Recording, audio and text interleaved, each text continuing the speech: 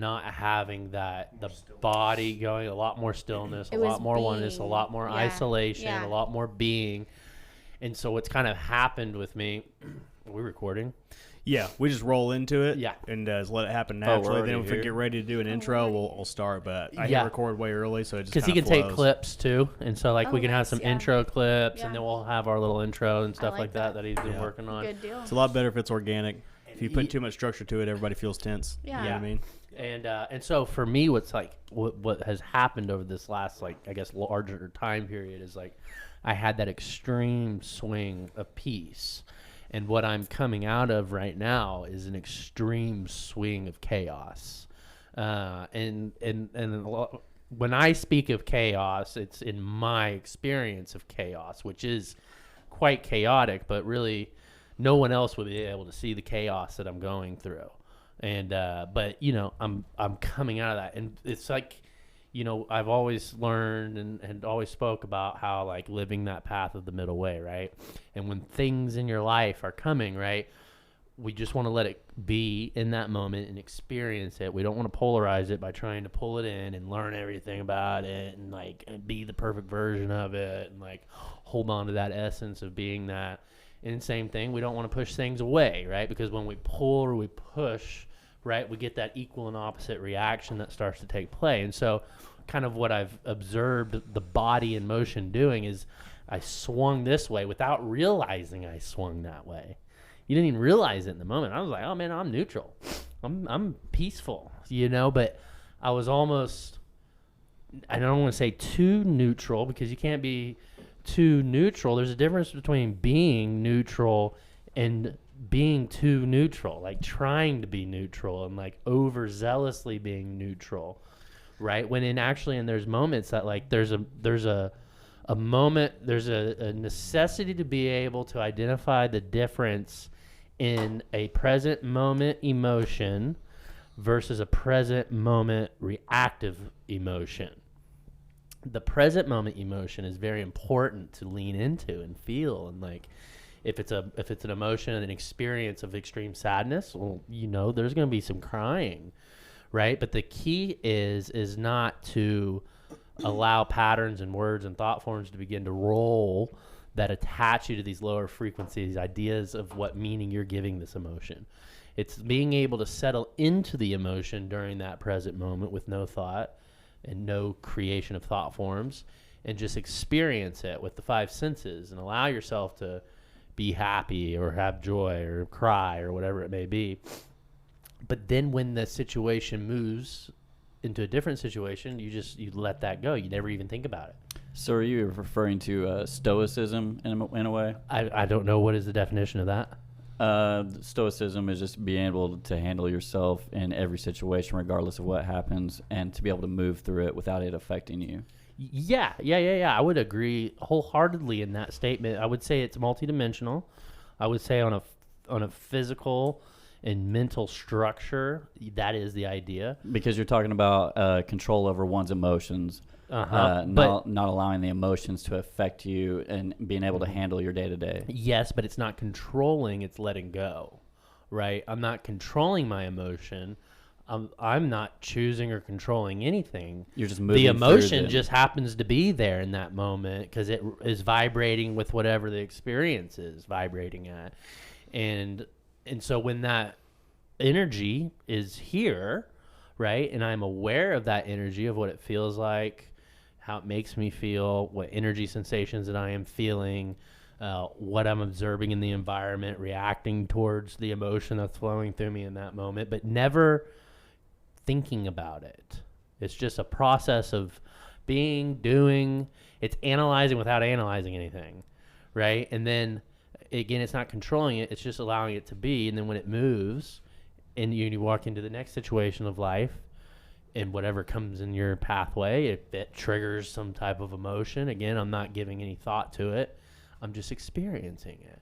I now, if I need to give some thought to it, maybe a good practice for me in that moment is just always saying, oh, that's real interesting. You know, oh, look at that, that's cool. Well, I mean, I think you can think about your emotion as long as you don't make decisions based out of whatever emotion that you're feeling. Yeah.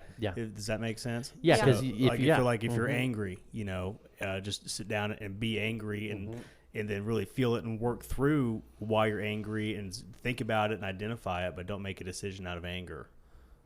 So or an attachment out of anger, or a definition or a label out of anger. It's okay to feel the emotion and to be the emotion in that moment. We're not changing the emotions. We're changing the paradigms and the beliefs and the attachments to the emotions. And the only way you can even have that type of consciousness to do that is being able to separate that emotion and not attach to it. So, and the most recent story that we had setting up this podcast, I lost my shit, dude. It was so hard to get all this stuff to work together. It was insanely hard. I've told the story a few times, but I went home. I packed all the podcast equipment up. I was like, I'm done. I quit, and I just sat in the bathtub for like 2 hours, just contemplating life. But I didn't know what else. Like I did. I went and stole Shayna's bubble bath and poured a big. He walked in, she had it ready for herself. He said, thank you. And he's walking through the hallway, and his clothes are just falling off of him. He's not even unbuttoning his pants. And so he just walks right into the bathroom and just sits. Yeah.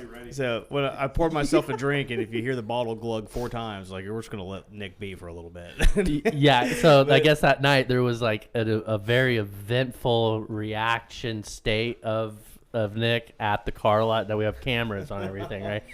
Now, I've never looked back at it because it is what it is, but that night I had I guess for some reason I had just gotten this urge to get on my phone. And I open up the camera, and the last thing, the very last thing I see, for first thing I guess for me, is the last thing Nick was doing, is he has this really hot denim jacket that he wears. All right. And he's he's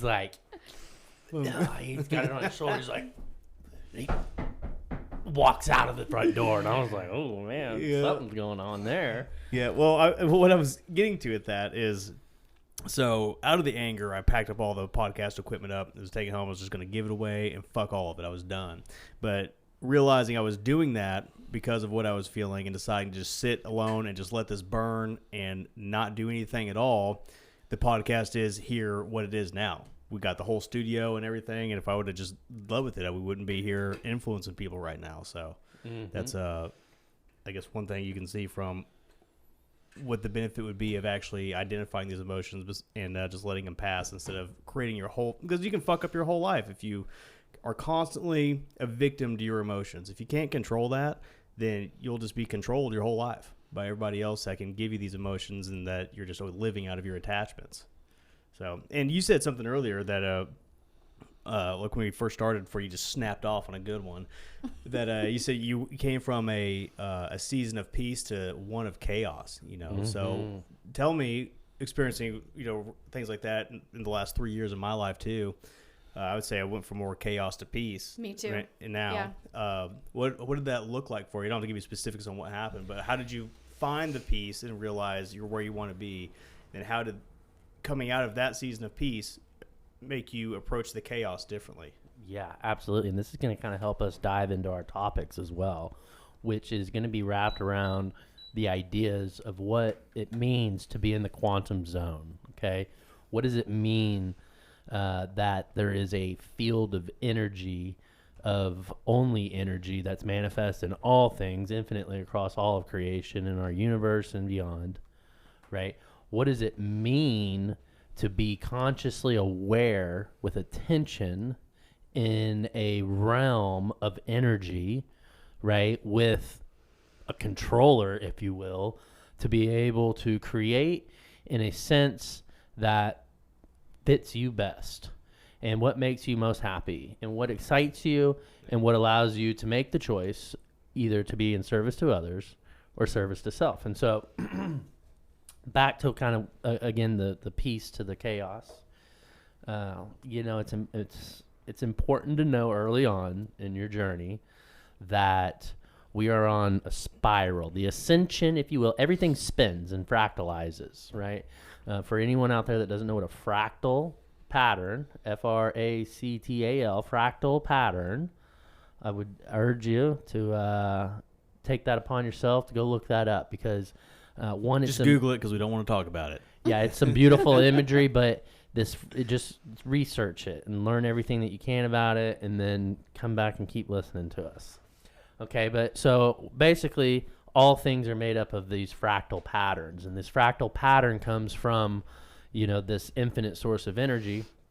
And so like a plant, for example, right? There's a fractal that makes up that plant, and throughout the plant, the stem, the way the leaves develop, the way the little stems develop, right? How the roots develop, right? It's all in these fractal patterns, right? And so, and these are all ideas and concepts that are all related to a quantum reality, quantum physics, the quantum field, the Higgs field, the void, right? There's many different terminologies across all these different platforms, from science to spirituality to just everyday slang, and the 0 point, right? These are all the same common ideas in different words that we're really just talking about the same thing. Because one of the things you learn in the beginning of understanding what this field is, right, is that everything is multidimensional. There's not one fixated point or understanding or teaching of anything. There can't be. That's the whole part of a fractal pattern, is it's a pattern of itself within itself to infinity. It never ends, which means it's always changing in the same fractal. And so what that means is that we're anew every moment. It's infinitely patterning internally to the infinite, and then externally to the infinite. I just whacked that camera, Nick. Sorry. What? That one on you. Are you still good? Just twist it to me a little bit. Like this? Like, move the whole thing to the... Oh. Beep, beep. Now here, scoot over for me. Oh, my goodness. No, yeah, I'm good. Okay. Okay, yeah, we're good. Back on Josh. Hello, we're back. Okay, so this quantum field, right? So everything is the same, but everything's always changing. There is everything all at one time, but there is yet no thing at all, right? These are the ideas of what it means to be in a reality made of both particle and wave, right? The double slit experience, or experiment, sorry. Go look that up. The double slit experiment. It is what shattered the entire understanding of everything we knew to be to date of how our physics and matter and everything worked. It was at that moment in time that when they conducted what's called the double slit experiment, which basically showed them that photons going through two different slits. It creates a wave. Well, I was literally just watching a video about this, and the photons were affected 100% of the time on whether or not somebody was actually observing them. Yeah, so that was the understanding, is that it would only be a particle when someone observed it to be a particle. Okay, and so what does that mean? Well, what that means is what you see in your field of vision at any point in time, you're observing. Okay, if you don't realize you're observing, well, hello, welcome to the party. Okay, this is the name of the game. It's being able to observe your five senses. See, we just fixate on the one sense most heavily because that's what's giving us the most stimulation at any point in time, is our optics, right? Our eyesight. And so, but what we have to learn how to do is to move out of that eyesight, which tends to project us, right? It is, this is a tough one to understand, but just flow with me. Everything that is outside of you is just energy. It's this field. It's wave. Well, you are the field. You are the field. There is no separation between the internal and the external. Exactly. You can't attract what you aren't. You can only attract what you are. And so if you are having a problem with what the field is presenting to you, i.e. your reality, then the reality can only be changed internally because it's only presenting to you a mirror of what you represent. Mm-hmm. Yes, at every single second of all the time. Okay, so we're going to track this. We're constantly renewing, right? The fractal pattern is constantly changing in the same pattern, right? So we're constantly renewing. That means every single moment. We're not, imagine like a movie, right? It's thousands of frames side by side that goes across our vision so rapidly that it appears to be this multidimensional 3D, 4D, right? The way we perceive depth and widths and heights and objects and colors. And so we're always renewing everything. There's always a new moment. Everything is connected. It's just one field. Here's a big concept. I learned this through maybe Energy Codes, but Dr. Sue Morter, another great source. Check her out. Dr. Sue Morter, the Energy Codes. Okay. Oh, you read that book? Oh, it's so good. It for me as a holistic health practitioner, it really helped me step into a deeper level of being what I already was. And as I read through the book, the techniques and the experiences provided gave me a deeper sense of self and of awareness and connection to everything. And so it was really cool to feel like, wow, somebody had put something out there that literally is a free tool resource of what you and I are created to be in each and every moment. I thought that was really cool because I think integration and alchemizing energy from the field that we experience is really hard for most people. When you say alchemizing, do you mean like turning a negative into a positive? Being able to see that the positive was always there, right? When people say like, I found my purpose in the pain, the purpose was always in the pain, right? I went through the same experience as you, Nick, where I went through a lot of chaos first, and then I actually went through a huge season of suffering last year and loss.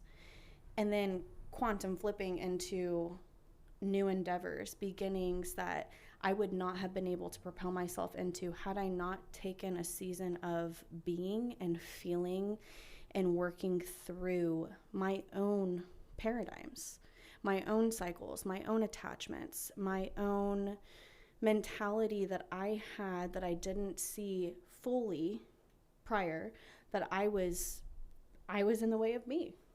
How can you explain what that means? Like, what does it mean to be in your own way? I think a lot of the time it's so much easier as a human being to put the blame or the cause of something on anybody outside of us, right? This could also be called a judgment. Yes. Or an attachment. Yes. Or, beliefs, right?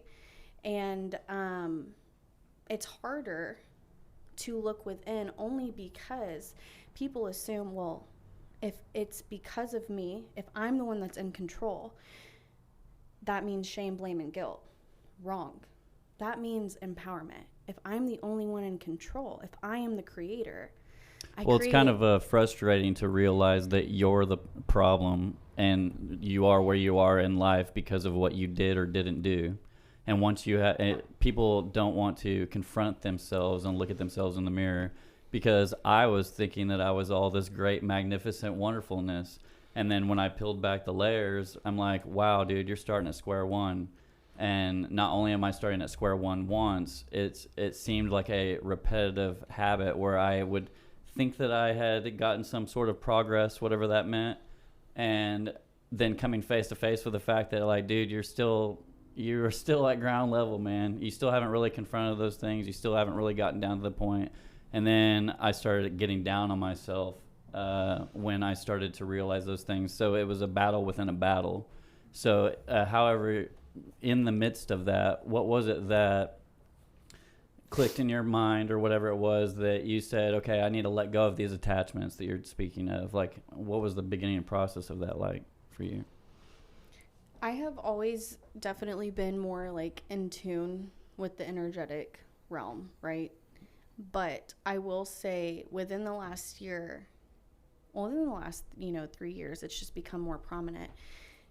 I have felt and seen things in my reality that were occurring too much as cycles, where it was so apparent, so obvious to me, so in my face, like, hey, are you gonna face me, or are you just gonna keep doing the same thing? And one of them was actually with my co-parenting relationship, and everything. Hey, they'll bring the worst out of anybody, dog. Oh man, 6 years. Hey, 6 years head to head. I mean, Yeah. like complete chaos. Neither one of us were really fully where we were at because it was so like rubbing against each other in friction. And of course my son was in the middle of that, right? And that was probably the worst part, is not being able to take accountability or ownership to put your pride aside and your ego aside, to put the work in and to do what's best for the greater good of all. But as soon as I sat back and had these realizations of like, okay, that's something I want to change. This is something I want to change. This is something I don't want to experience anymore.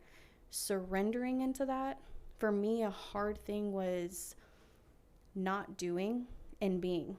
Because I've always done in my life for acceptance, for love, to feel like I was a part of things. But I had it backwards.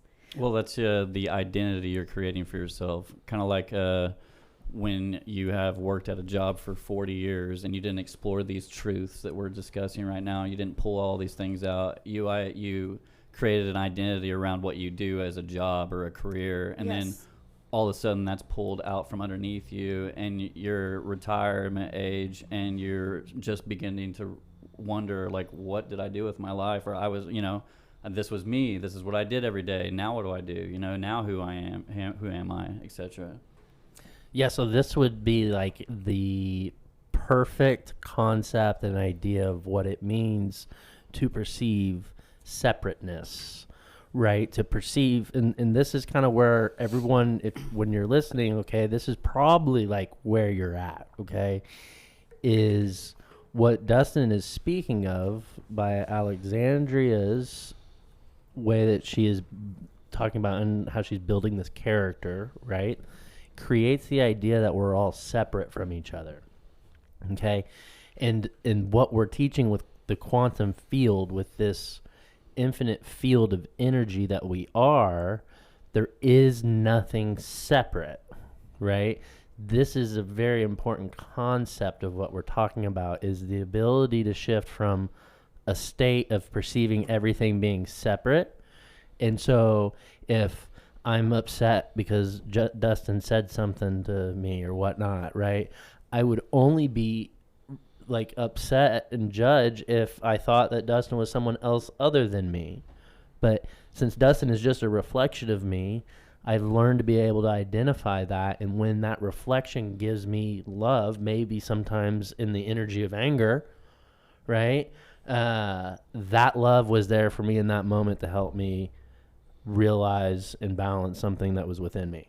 And so, great concept. It's a very handy tool when you start looking at it as a mirror, because then you don't have to sit there and self-analyze yourself. What could I do to get better? You're like, oh, well, shit. Did you like how that felt when somebody treated you that way? Yeah. Well, and then you're not on the defense, right? Like, then it's not something where you feel attacked. Again, it goes back to like the accountability and the ownership.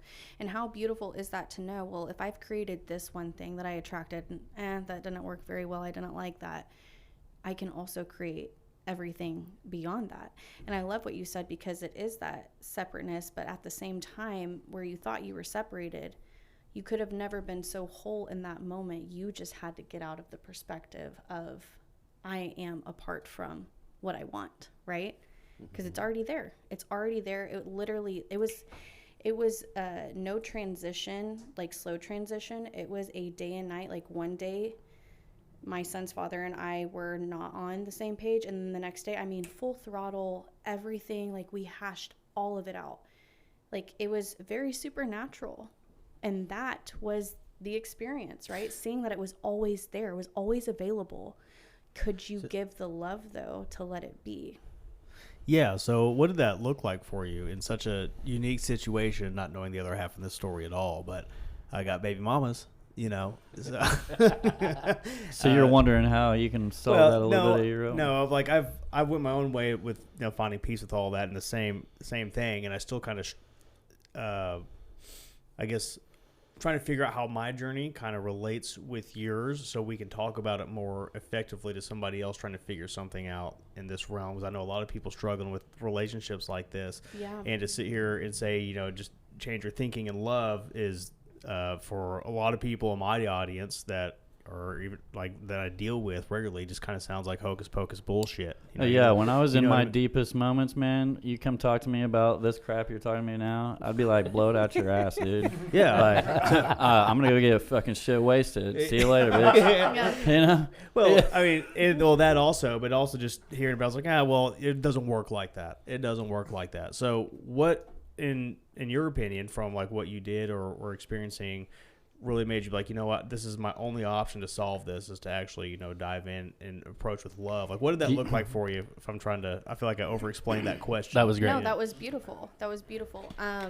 Really, the biggest thing was realizing I have no control over what I see outside of me, but I have control over myself, and that I get to consciously choose every day what that looks like and what I want to reflect from that.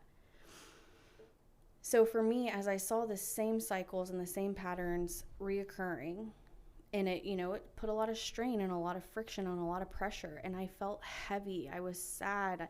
I never felt like I had enough energy to create or to be free, and I am such a free spirit. I mean, I have an abundant amount of energy to give, and it's regenerative, and I keep going, and I can give it nonstop, but I have to make sure that I'm emotionally balanced to do that.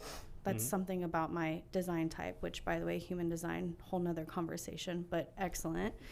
So for me, it really came from a place of control, realizing I don't have control over what events will occur from him. So what can I control? And like I said, it was that sweet spot. As soon as I surrendered into that, the expectation that I had of him was. What does it mean to surrender? What are you surrendering? Oh, man. Are you surrendering maybe repetitive thought patterns that were negative towards him in your mind? Thought patterns, attachments, beliefs, the attachment of what I once perceived him to be, the memory of our darkest, hardest moments together, right? The memory of the wrong actions that I perceived him doing, right? All came from a place of judgment. Again, separate. Mm-hmm. Yeah, because you realize you're not apart. You're the same. And Right, right. What a deep, intimate, like...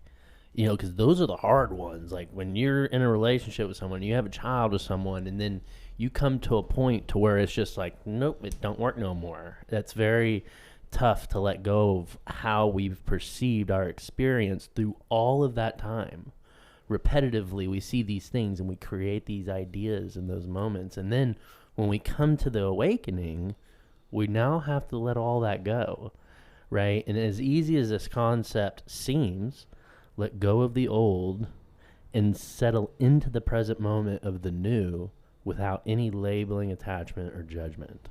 Is that kind of like what you were feeling? Absolutely. And honestly, I say this all the time. Like, he is one of my greatest teachers to date. Why? Because he taught me so much about myself. Whenever I found myself getting triggered or having my buttons pushed, it gave me an opportunity to look within and say, why are my buttons being pushed? Why am I allowing this to get under my skin? Oh, there's some stuff there. There's some stuff there. Okay, thank you. Thank you for giving me this reflection so I can look back on myself. And you're so right. I look into him now, and even when we co-parenting is hard in general, even with us being where we're at. I mean, we've talked about, he came to my baby shower. We have talked about family vacations. We're doing my son's birthday together for the first time this year. Like, I'm talking. That's awesome. You know, supernatural. How old is your kids? How many kids do you have? One, and then one in the oven. Oh, so the other one's 1 year old? No, so he is. Okay, I have one kid. previously, Okay. yeah, and he will be 7 May 1st. Cool, man. Little shits at that age, bro. Well, and Yeah. Oh yeah. you know what? This guy is the guy that you should call for any child advice. Yeah, I started really early. My daughter's gonna be 16 this year. Oh wow, yeah. I know. So that's a whole nother ballpark. Yeah, but it's weird because how old are you? I am should 27. 27. Okay, so Yeah, Nick's older. Yeah, well, I'm 34, And yeah, my daughter's gonna be 16. We were pregnant in high school. Yeah. You know. I was so 19. now like 20. all my friends are just now having kids or have really young kids. I'm like, you guys don't even know. I'm like a fucking grandpa. You know what's beautiful about that though? We literally just talked about this today. Our children are our guides. Like, 100%. You want to talk about 100%. some high level, higher dimension. I mean, just in the simplicity of who they are, the innocence, the being able to slow time down and to like really be in the moment and to cultivate joy from nothing, from something so simple to them. It's literally nothing, and they created it. They made it something. Seeing his imagination at this age, so fun. So fun. Yeah, they need to try to get them to stop smoking pot at school. Yeah, think about it. Like before we incarnated on here, you know, we all planned this out. We're like, you know what? I need to create something that I love unconditionally and eternally. But like through the whole experience of this thing, we're gonna have like level 10 blast off of like catalyst, and we're gonna up our soul levels because it's the one thing that no matter what happens, I'll always love it. That's how you transcend your cycles and patterns and attachments. You know what I'm right saying? there. Yeah. We did that's a key game right there, you know? You know, getting back to like a serious question that's kind of popped in my head from transferring out of a belief in religion strongly and really focusing into spirituality and oneness. I feel like I lost a lot of purpose. Like I've started to feel like nothing really mattered at all. You know, one of the things on that, real short, is okay. And so say it one more time. Okay, I'm that weed curious, was good. Was it because you committed so much time to that, and then all of a sudden it was like, yeah, not what you thought it was? That's Just a lot curious of it. about You know, if you're talking to a Christian or any religious person at all, there's always a kingdom to advance, and you have a purpose within that will to, you know, save souls or whatever like that, you know, or something to do that gives you a higher meaning. And when I really, you know, broke down the Bible and decided that, you know, I really don't believe in Christianity. I believe in God and I believe in Jesus, but I'm not going to say I'm a Christian because there's so many holes in that that I mean I can snap all day on this. Yeah. But you know, I felt like I lost purpose because when I was really dove into it and I really started to believe, you know, kind of the stuff that we're talking about now, I was like, man, there's really no fucking purpose to anything. And it's been a journey for me to really find out like what a purpose is. I feel like I just lost all the fire in my life. Like nothing really mattered because it really doesn't, you know. It doesn't at all. The only meaning it has is the meaning we give it. And that's exactly it. And I was trying to learn, like, you know, who do I want to be? And you said something on this earlier that kind of got my train of thought thinking on this about being too neutral. I felt like I was. What do you mean by being too neutral? Like, so yeah, I'll explain that. So like being neutral, as like I was saying, observing your emotion or whatever is one thing, and being neutral towards an experience. But I felt like I lost so much purpose. I had no idea what to do. That I just didn't give a shit if something happened or didn't happen. And I was scared to make a decision because I didn't care enough to really follow through with anything because it didn't really matter. And now I'm feeling like I'm starting to, you know, things are changing and stuff, you know. But does anybody experience anything like that at all? Oh, or yeah. how do you find purpose in what Yeah. you're doing? Yeah, imagine this. Imagine getting through that and then knowing what you need to do exactly, but observing the body not doing it. What? well, basically, you still your mind to the point where you're here, you're in the present moment at all times. I do find a value in the whole neutrality approach, though, and being non-reactive to things, because that is a power in and of self. And just be like, no, you know, I don't accept the external representation of myself right now, and I just think a positive thought as opposed to reacting to that. Because when you were talking about finding the triggers, Josh and I did a lot of work on this and identifying my triggers and why I was being triggered in certain. I sit there and list them all out. Okay, you know, my mom said this one day and I reacted that way. I was at work and somebody said this and it really triggered the shit out of me. Why? Why did it do that? And so I realized that it was at this, basically just to get to the point, it was this basis of my need to control the outcome of everything in my life. Yeah. And so once I began to let that go and no longer react to that thing triggering me, no longer allowing that emotional cord to pluck, is when it's like, and then also people see that they can't get a reaction out of you. They see that they can't get a rise out of you. And so, you know, you could say they stop messing with you or they stop antagonizing you, but then they just try to find another way. If they can't beat you intellectually, then they go for your height, you know? This is another massive topic and understanding of the quantum field and the energy field and how we're engaging in it energetically, right? And that is the topic of neutrality, right? I want to make sure that nobody's confused, because when we first kind of dove into this state of neutrality, we were on one end of it talking about being too neutral, but I want to make something really clear that neutrality is the number one most important thing you can achieve. Depolarization. I was saying I was getting to, I was so neutral that I didn't really find a purpose in even choosing. And then I think, which I wasn't in like a depression or anything. I'm very good at stilling my mind. I think I got so good at it that I was so focused on my ability to do that. And I was thinking too much in this field and not choosing to experience anything anymore. You know, and so I've kind of been on this journey. It does kind of leave you like, okay, I've worked on these triggers. I no longer compare myself to others. I've worked on not being jealousy, envy, and hatred and all this stuff. And so you're just kind of like floating around in the universe. Yeah, and I realized, okay, now what? now that I'm skilled and I've mastered these things, that I can have anything I want to have at any time if I just choose to do it. And I've almost been scared to choose to do it because of everything that entails with whatever I decide to choose. It's been a strange journey, you know, and I was trying to maybe get some perspective on that to, I don't know. I was scared, like lost purpose, like nothing really mattered anymore. Well, it seems like you may have regained that purpose. Yeah, absolutely. Yeah, I have been, and 100%. And I guess I really don't know how to explain how I came out of it. So I guess that's what I'm trying to see. You know, so this is part. Well, this is part of awakening to the oneness, right? It's not that we're changing into something we weren't already. Yeah. And so it's an unveiling, it's an unfolding, right? It's and so new. you just arrive at it. And so here's another cool topic about arriving at realities, right? So in this field right now that we are, the whole universe and creation, all things and all potentials are currently playing out all simultaneous right now. Okay, now we can choose basically what we wish to experience, right, through learning how to engage with this field, first by neutralizing yourself of all emotional polarization, is what they would call that, either to the positive or the negative, right? And so the Buddha, right, they call it about living the path of the middle way, right?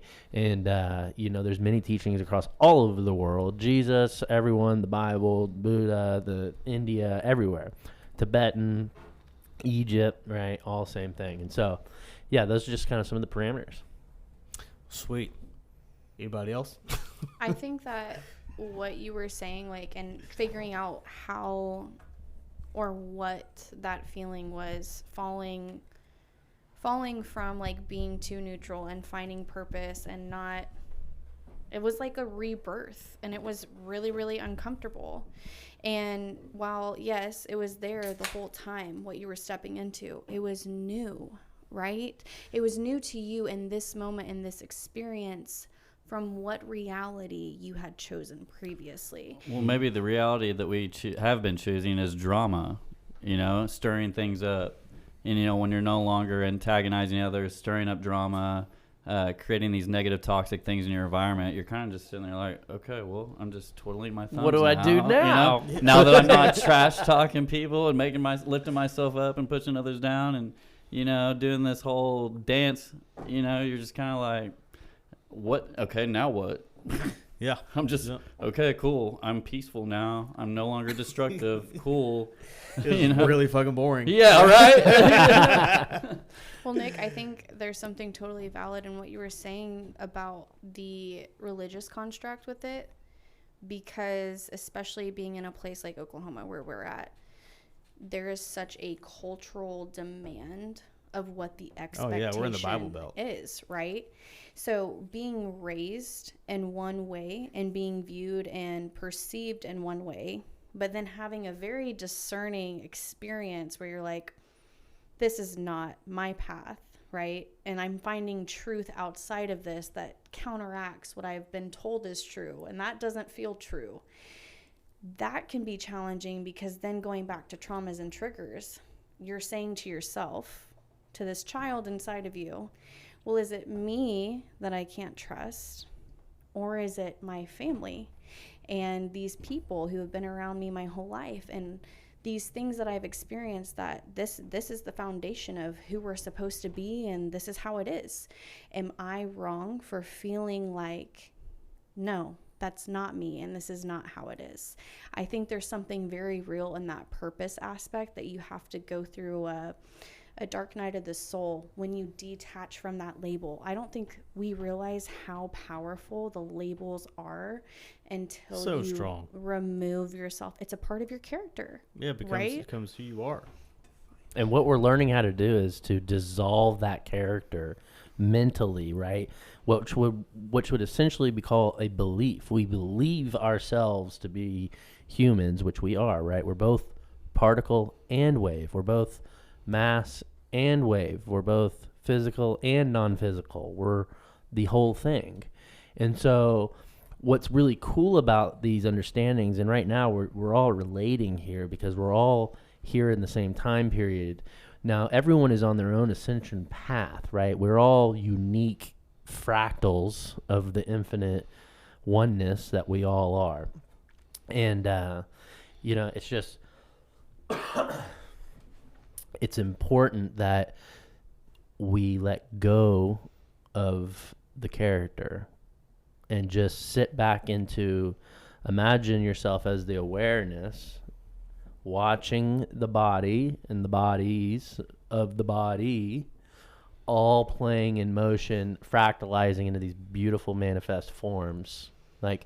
And what we'll be able to do eventually, right, why we're all like bored right now, right? Well, that's because we're at this place where we have this higher level of vibratory knowledge, but we're still holding on to the suitcases of addictions and loves and wants and needs and the addictiveness to the lower emotions of the body, right? And so at least for me, I'm at this point to where, because I spent a good 5-6 years in the state of peace and neutrality, man. That was really pressing it down. And then now coming to a point to where my knowledge is remembered, right? We're not really learning anything. We're just remembering who we are, where we came from, this source of energy that we're all connected to, which if we're connected to everything, that means all knowledge is already within us, okay?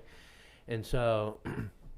now it's time to let go of the suitcases of density. And that's through your choices, your actions, the people you surround yourself with, the things that you do, the things that you think about, the things you do when nobody's looking, And for more, that's more just extreme. Deleted browser histories. Yeah, for some it's more extreme than for others. It's not, right? There's the full spectrum and fractals of every experience. And So, do you think, we've talked about this before, but explain to me, why this time, if we die, we have the ability to retain our knowledge and memories and experience? Yeah, absolutely. So, when we're not here in this realm, we're in another realm, okay? Because energy cannot be created nor destroyed. It can only be changed, transmuted, and exchanged, right? One for one. There is no beginning and there is no end. If you exist right now in this moment, well, welcome to the party. You are infinite. You are a divine being. You are spirit, right? We are all made of the same light fabric. And that is the source and energy of what some people call the infinite creator. Some people call source energy. Some people call it the law of one. So are you saying that there's no one right path to God, and that's what what turns you off to a Christian type of doctrine and ideology? Well, that's because we are God. Now, not in the sense of we're not the God. Well, we are the God, but just a small fractal of him. Like a But- droplet of water out But of an hear me ocean. out. Every atom, every molecule carries the entire picture of the universe's source within it. There is the amount of energy inside the one molecule, then there is all of the energy that the molecules make up. Okay? So although we're a very small fractal, where I am is the full force and creation of God's energy. Okay? Now, we're talking about dropping labels and attachments. What do we mean by that? What we mean by that is when I say I am God, what's the first thing that you think of? Blasphemy. Okay? Well, I mean, yeah. that's- Dustin, there was a time period I'd say that. Let's not You get look into at me. that. Hey, Shayna is walking into the building. Miss Marie. Good timing. Yeah, we're in one deep. So, what was my last question? What do you think of whenever you think of I am God? You said Oh, blasphemy. Yeah. Well, that's. I mean, well, anybody that's going to hear this being the Bible Belt was gonna. That's exactly what. What do you mean. mean you the- think you're the God? That's, Okay, that's well, demonic. DMs Somewhere are al- going to get from this one. Somewhere along this track, and you may understand this as thoroughly as you've read the Bible, and I haven't looked at the word translation myself, but a guy I have been following and studying, he says that God is translated, or there's a Hebrew word for God 17 different ways that was just Who are you following that said that? I'm not going to bring his name up yet, man. Is it Dan McClellan? It might be Dan McClellan.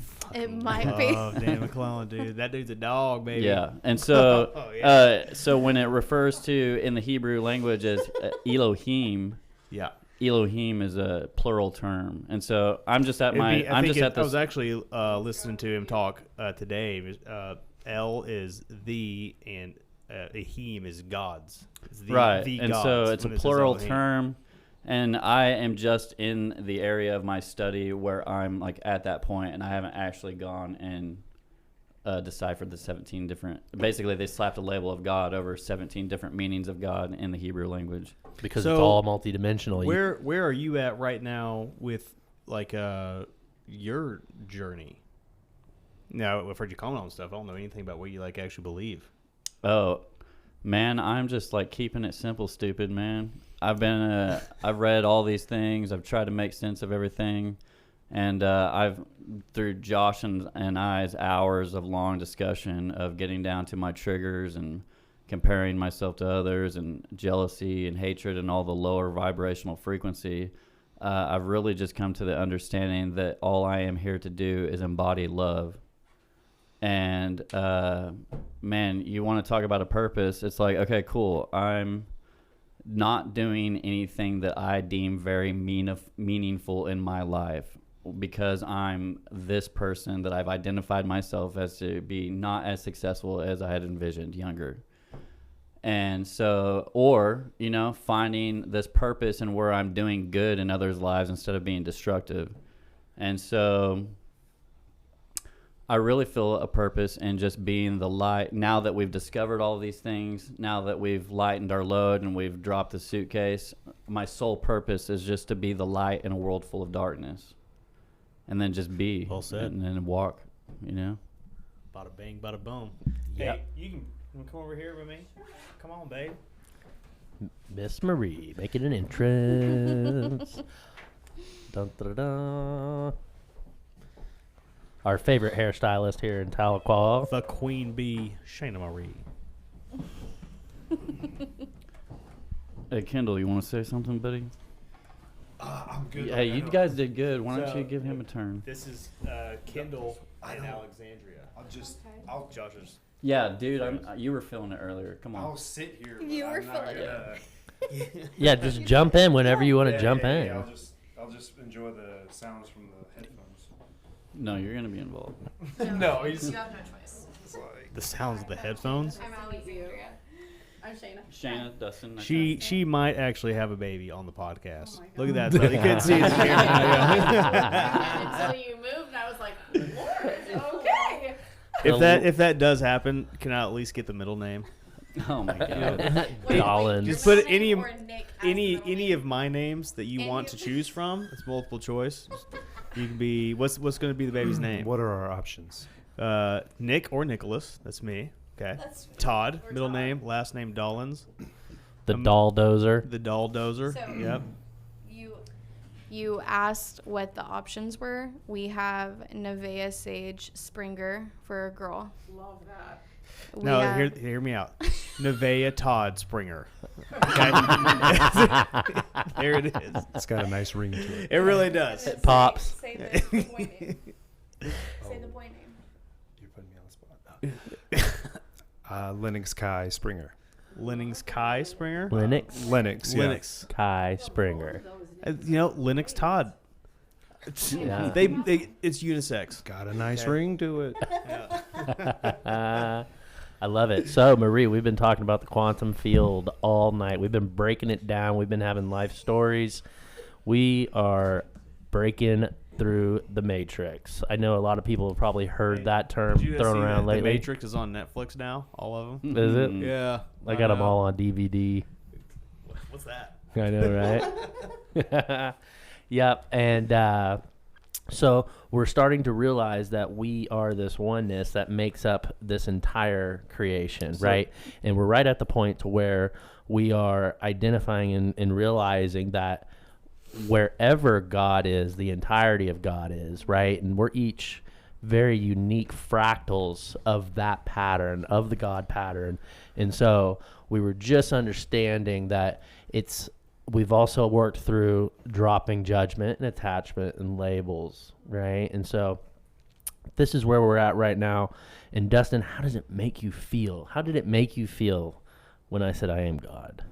Is there any attachment to it? Well, it's not even, I'm not really on the whole I am God train quite yet. You know, I understand how it's a possibility, but I do realize that anything followed by the statement I am is definitely true. But it's just, you're creating your reality. That's all it is. Your thoughts, your emotions, you are creating it. And I know that for you, it was real simple. It was like, it just clicked and all of a sudden everything just like a miracle started working for you, but it's been a gradual doing for me. But I think that possibly the mental cage that I put myself in was pretty sturdy. Have you ever looked up what I am actually is translated to No. mean? Keep talking. I'll look it up. It's pretty cool. Sounds like Popeye. And that was what, Socrates, I am that I am? Yeah, so No, this like is this- another important no, topic, everybody, that we're yeah. talking about here. We have a new concept. It is the I am concept. What does it mean when I say I am? Okay, and this is amongst many, many, many scriptures all over the world, tablets, writings, ancient civilizations. This is a very important topic.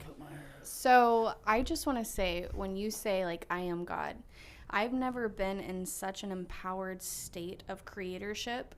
So for me, I feel liberation and freedom.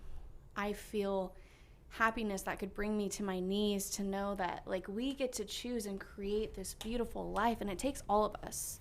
It takes all of us, because like you said, we're individual fractals of one bigger thing.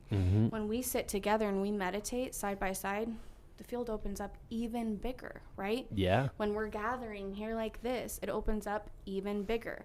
So for me, it makes me excited because I've healed that religious heartbreak I think that we've all experienced. And so knowing again that, wow, I get to choose. I get to choose. Well, and on that right there, so when Moses was talking to the burning bush, the actual translation of I am what I am, it from Hebrew means I will become what I choose to become. I am what I am. I will be what I will be. I create whatever I create, or I'm the existing one. So just saying that you have the power to create anything in your life is you saying that you are I am God. the That's existing the one. exact words If that you God said. exist, I mean, think about this, guys, right? Energy cannot be destroyed or created. It's all infinite. It's never ending, never dying, never birthing. I am the existence. I am the existing one, right?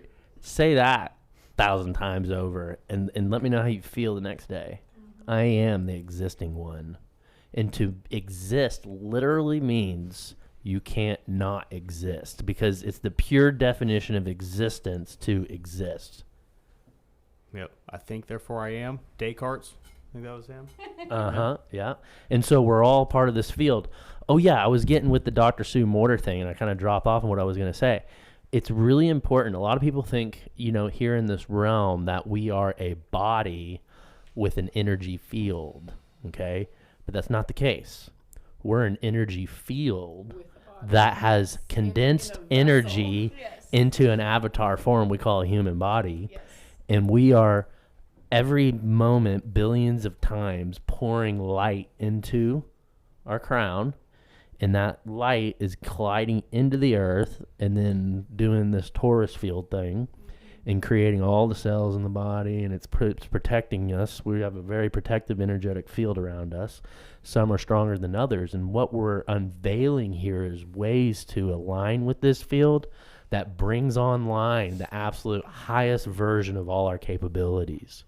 And we arrive at that place through letting go of judgment, attachment, actions, doing things that, like I was telling him over there with Carl, I was like, if you're doing things in a pattern sense with no intention, that is the first identity that you need to let that go. If something in your life is bringing you down, it's poisonous to you. It's a lower frequency of vibration. It prevents you from doing the things that you love most in life, okay? These are things we're learning to let go. And what it means to let go is to let go of words inside your head that you think you're forming a belief about something happening outside of you.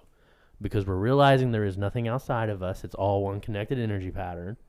And instead of trying to be out here controlling separateness, we're going to sink into what's called singularity, into oneness, into the 0 point, into the field.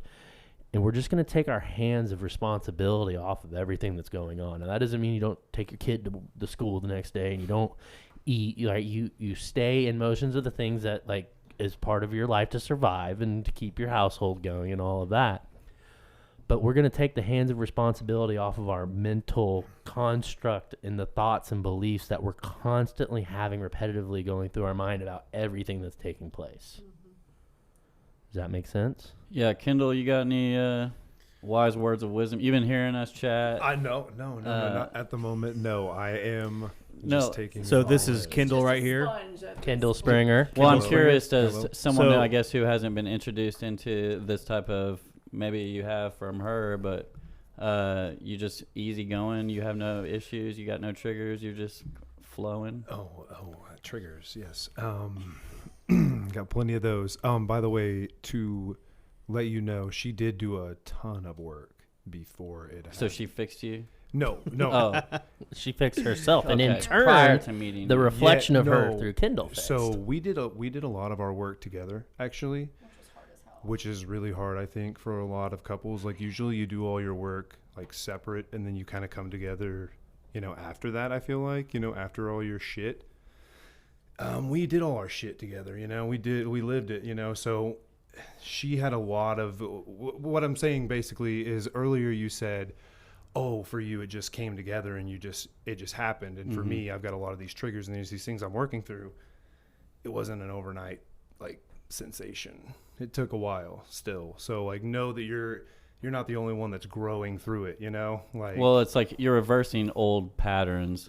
And for me, it was just more comfortable to be down on myself and tell myself what a worthless piece of crap I was for not doing X, Y, Z, or that I haven't arrived to X, Y, Z, Instead of just making that. And then I would pretend to be positive for 30 days, 3 months, 4 months.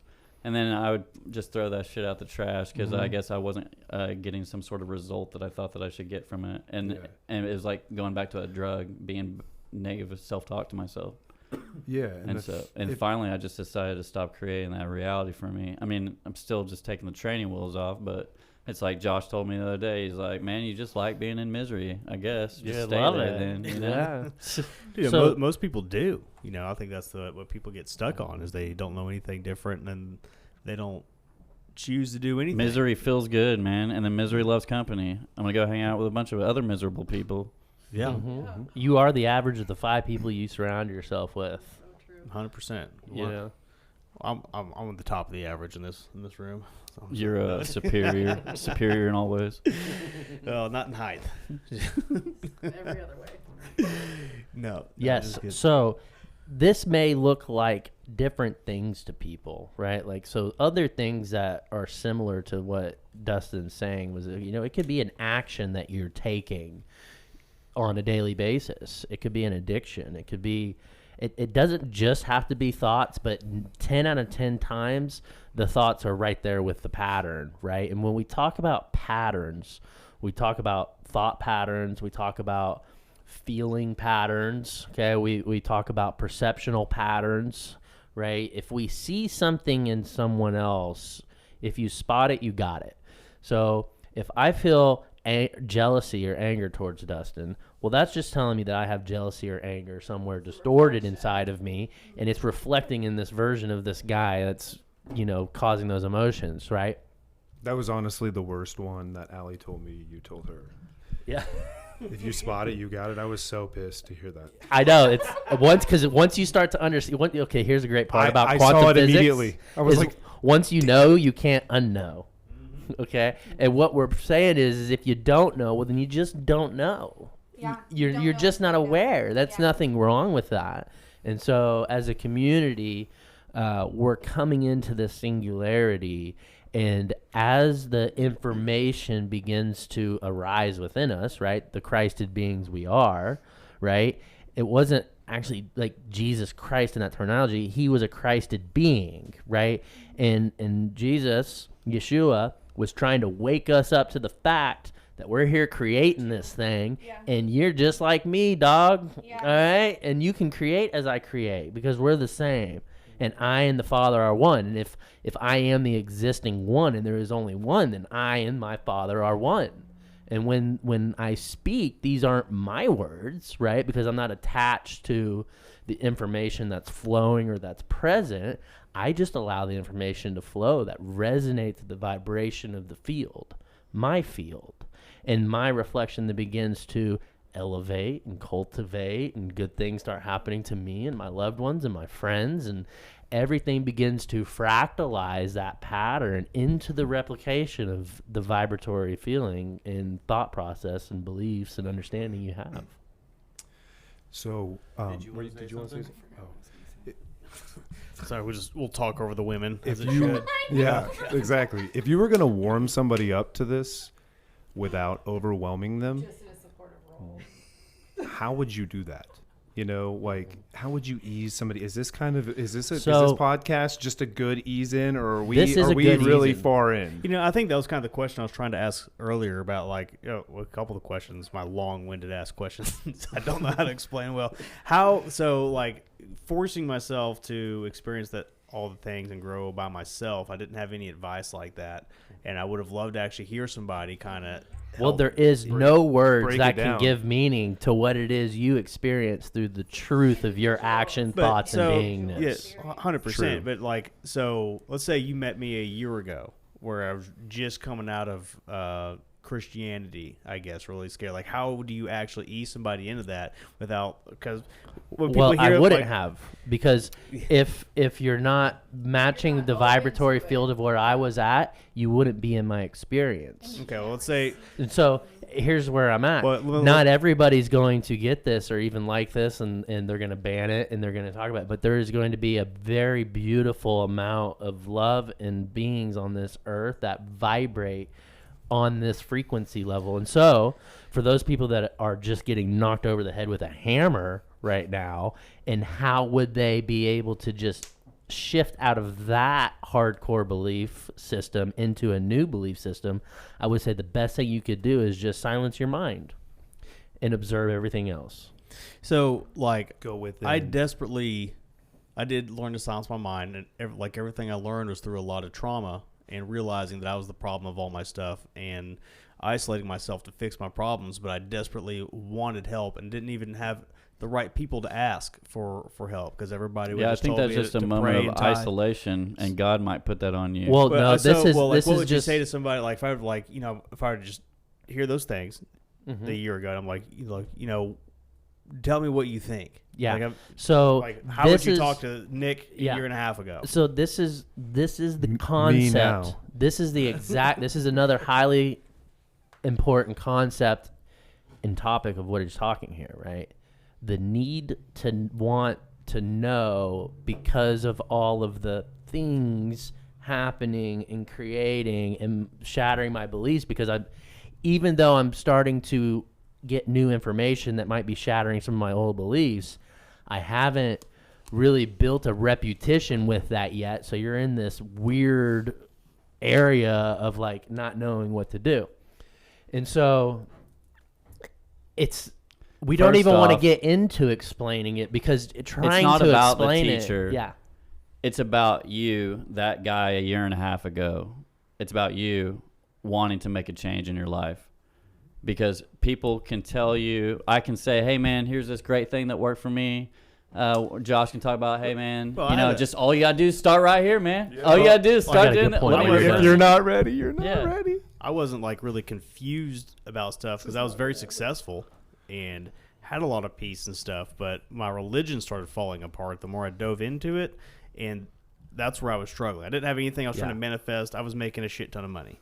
He's a freaking dolldozer, baby. Or like the stuff I was doing, I wasn't like questioning myself. Like I'm broke. I knew what I was capable of, and I was doing very good. And then when my religion started falling apart, thanks, babe. That's fucking teamwork.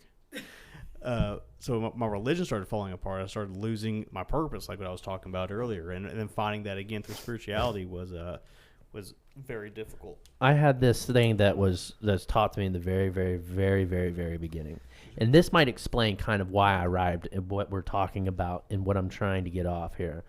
Okay? Someone had said in the very beginning of my ascension that, hey, look, Josh, you could just be here right now. You could be the highest vibrating version of yourself right now, and you can manifest anything instantaneously right now. And I'm like, all right, but I'm like, how? Abs. Okay, so I'm like, how, right? First question, right? I need to know, because I think that I don't already know. And so what happened is through my pathway of, now this is important to study, right? But where we're at now is not where we were at then, because this is my world and all of you are a reflection in it. And same for each of you. You're the only particle here observing your wave in particle collapse, okay? And so I went through this spiral of like, happen to know why, and happen to learn, and happen to do this, and happen to do that, and I got to do this now, and I got to go do that. And what I've come to find out is that I can just be as is right now, and I can command and create and move through my experience and my world as I wish, right? And now, remember in our other topic, there's two ways to do that, two choices, and you have to make one. Now that you're waking up to, okay, this is what's like happening here. We're all this one big energy ball of love that has separated itself into the many to have the joy of coming back into the one, okay? But as the one, we're all unique versions of the one. Right? And we all bring a new perspective and a new way of seeing and a new way of feeling and a new way of being, right? And once you get into this field, well, you're not getting into the field because you are the field. And you got to correct yourself constantly. Aware of the field. It's being aware of the field, right? And we are this field. It's all one thing that's happening, okay? And so, great combo so far. So to that, I agree that like you can just be, instead of having to experience. I guess one of the questions I was trying to get to earlier was, I wish I would have learned how to be without the experience. You couldn't. Yeah. Okay. Well, here's where the teamwork comes into play. Can you not? It takes if a person. So I wish I didn't have to experience what I experienced. One of those things where like I went through the bullshit. And I'm not thankful for going through the bullshit. That's because you're one of the strongest souls in all of creation, Mr. Dolldozer. Well, I would agree with that. And you came here to live through these crazy catalysts. There's some things, man, I'm just like, Why that? Really? Well, you Like, chose really? that really didn't have like an effect. Well, I think a lot of that comes from not actually learning the lesson. So then they continue to present themselves in different people, places, times until you can learn that, whatever that is that you're supposed to learn. And I know for myself, every hard lesson that I learned, I had to learn multiple times. But I ended up learning it only when I chose to do that, like ignoring it, wanting people to do other things that, I think that it was on them instead of on me. Like everybody has their part to play in the storyline, so once like you become aware of that, then that's when you don't have to have as much trauma. Would you say that the awareness arises whenever we let go of all judgment and labels? I think for me, the awareness happened, I've always been a super spiritual person, whether it was through Christianity or just all forms of spirituality. I'm very in tune with that part of myself and the world around me. But I think for me, my real awareness came when I recognized it in my body, like how my body felt. Yeah, so you moved out of the mind, moving out of the thought, being, into the body. being in the emotion of whatever was going on. And it was like I removed myself from it, and then I could feel whatever it was that was going on, what it felt like in my body. And then Nice. and then I think that's like where This is an important topic, everybody, that we're talking about right here, is feeling the body, learning how to move the sense, the attention of sensory into the body and feeling like through you the can body. feel the anger, feel the anxiety, Yeah. notice it, like you feel it, but you are outside of it. Yeah, don't give it any It's like words or any meaning, you're just feel it. observing it. Kind of. Yeah. Does that make sense? Yeah.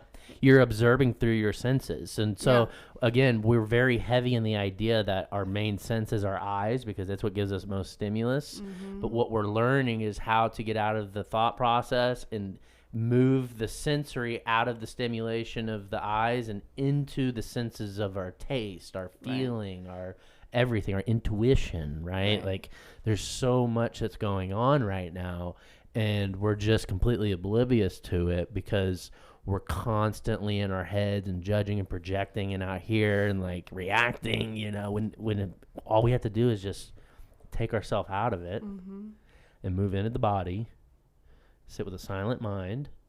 It's very hard to do in the moment. Yeah. Not anymore This is for the me. practice. Not anymore for me. Like I'll notice something triggering come up, and I'll literally realize like, oh, I remember what that feels like, and like I know it's a trigger for me, and then I get to observe it from a different perspective than being in it, And then you probably see the same pattern in the physical world playing out. Absolutely. Because if there's a pattern happening, right, that is directly outside of you, if you see something in repetitive cycle, the boss is always an asshole. You always feel like you're the victim. You feel like everyone's out to get you. Any of those patterns, right, we want to just step out of, and we want to just observe, and we want to give no thought. Because what you'll find out is that the concoction for the creation, for the pattern, is, okay, so when we think of something and we feel an emotion about it, we're creating it instantaneously in the 6th dimension. Okay, we're gonna get into some multi-dimensional talk now. So in the sixth dimension is what where. What dimension are we in right now? Okay, so we're in a 3D, 4D, 5D realm. Okay, we're really like in a 1D, 2D, 3D, 4D, 5D realm. All right, and so our bodies, for all of us people that were born really before like 2012. And not everybody after that, but it starts to the avatars start to get better because it's matching the vibratory field of the earth, right? And you're gonna hear this concept of the new earth, right, and the old earth. The old earth would be what would considered a 3rd dimensional way of being, right? Because we were born into a 3rd dimensional planet in a 3rd dimensional avatar, which is our body, right? It's this organic artificial intelligence, right, of trillions of cells manifesting into organs and like the perfect fractal pattern for me to be able to exist here in this moment. And so where was I at, Dustin? Third dimensional fractal. Yes. Okay. So it is a Really strong weed just kicking in over and over again. Yeah. Well, when we get to talking and all this information, It's a lot to remember where you started from. Well, when it's you the go off. yeah. The thing is, I'm not really like remembering it. I'm just letting it flow. All right. And so, I'm learning. I'm learning at the same rate everybody else is. Okay. And because there's only one thing learning right now. All right. Oh, that's weird, yeah. And we're all All fractals. observing it from different perspectives. We're a bunch of fractards. Yeah, fractoctals. All right. Okay, so third dimensional reality, right? And so this is the reality of separateness of objects and things out from us, and we give meanings to it, and we judge ourselves and others based off of these things, and we have to find our purpose, and we have to engage in this play that's going on, and there's a certain way to be and a certain way not to be, and there's these laws and rules and regulations, and which is all these things that we just were born into, and we became a product of this environment. Okay, that's what happens. You're born in with the veil. We were on this question a minute ago. We didn't get it answered. In the third density planet, you're veiled. Okay? And what does it mean to be veiled? It means that you don't remember who you are, where you came from. You don't realize as you're growing up that you're infinite source and a divine being that has the power to create anything that you could imagine. If you can conceive it in your mind, you can achieve it in this realm. You just have to be able to focus on it long enough and put the right amount of energy in it to manifest it. Like there's a process, but it's just really a state of being, right? Because in what you'll hear us try to give multiple context to it. It is both particle, a process, and it is a wave. It's beingness. And so we're learning the different concepts of both sides of that coin, of both the particle and the wave, because that's what we are in this realm. We're both particle and wave, right? And so we want to continue to align ourselves in the next stage, right? So the new Earth is also on a progression. All of when check into some of our other spirit talks and other podcasts, because we get into some of these topics more deeply that we're talking about right now. We're really expanding on this very elegantly, by the way. We are really elegant here at the Diesel Daddy studio. Oh, I was thinking middle name Diesel. Hey, I can deal with that. That's a fair trade. Yeah, Linux Diesel. Yeah. Nevea Diesel. Peace Diesel. She is gonna kick somebody's ass in whatever she does. They decided on their own without my influence to name their child after me. So You manifested that. yeah. No. See, I told you I got to no be careful. influence. I've got to be careful. Okay, so third dimensional reality. So there is two Earths. Well, there's actually, okay, so again, it's quantum talk, okay? There's infinite versions of Earth with infinite versions of The us multiverse. on it. The multiverse, right? Yeah. You'll notice that as you start to wake up all these things, also you're going to start seeing all the movies. You're going to be like, look, they're talking about it right there. I'm like, yeah, because it's right there in front of all of our faces. Space-time continuum. We're a collective, and it's Dude, where's my car? reflecting. It's reflecting into our experience, right? Because I've shown Dustin this book called Power versus Force. It's incredible. That's a good source right there. Power versus Force. Who's it by? It was David Hawkins. Oh, okay. Yeah, he's got a whole plethora. Not Stephen Hawkins. You read that one? Yeah. No. Okay. I'm curious about it. And we were talking about how one person vibrating at like a 700 hertz affects 70 million people in this experience. Yep. And so you asked me earlier, like, how do I, explain to someone that doesn't want to learn? You don't. Be you. Because and vibrate at the exactly. at the and vibrational frequency that you are supposed to, and just doing that and just being you will elevate that many people around you. So well, what happens is it elevates it, but then only the people that vibrate that even show up in your experience. That's exactly And the right. people that were in your experience will either fall away in some type of natural way. Maybe they die, maybe they move, maybe they something, you just move on with your life or whatnot. Or you're going to find yourself in a position where you're on this track and things are falling away, but there's things that you want to hold on to, and then you'll find out that it's not even really things you want to hold on to. You're just observing the body doing it over and over and over and over again. Because that's all it knew. Because that's the pattern that the body's used to, right? And the subconscious is like another whole aspect to this, right? Which we're going to stick with the field because that's a whole The subconscious? Yeah, the subconscious. Which I do have a guess. Like I've said this before we got here, the past Raquel. life for was it you? Raquel. Text her right now. Oh yeah, she would be See, perfect for that like, one. For this, yeah. I think it's going to be a killer episode. Yeah. But yeah, you text her right now. Done. All right. And so, okay, so let's stay back with it. 3D reality, right? We're just going to call it third dimensional or third density reality. We're just going to call it 3D reality. And then the fourth dimension reality, right? Now, imagine there are two different physical Earths that are both here right now, okay? Now, since each of us are the only one here and everything else is a reflection of us, okay, that is the one Earth that is. And so, go ahead. 2 Earths. Well, there's actually infinite Earths, okay? But as a collective, we've created 2 timelines of Earth. One that vibrates at the third density Earth frequency, and one that vibrates at the fourth density frequency Earth. The third density frequency Earth will be the density of separation. It would be the density of judgment. It would be the density of I have to conquer and dominate and take resource from others and control others, be in service to self, right? The fourth density physical planet, right, is the density of love, right? We're moving up into our green ray chakra and we're opening up our chakra and we're moving into the density of love, which is also the density of unity, of singularity, of the awareness that we were the many and we've now come back to the one, right? And so this is simply a game of just vibration and aligning your vibratory rate with the experience you wish to do. And what are those 2 options that we have?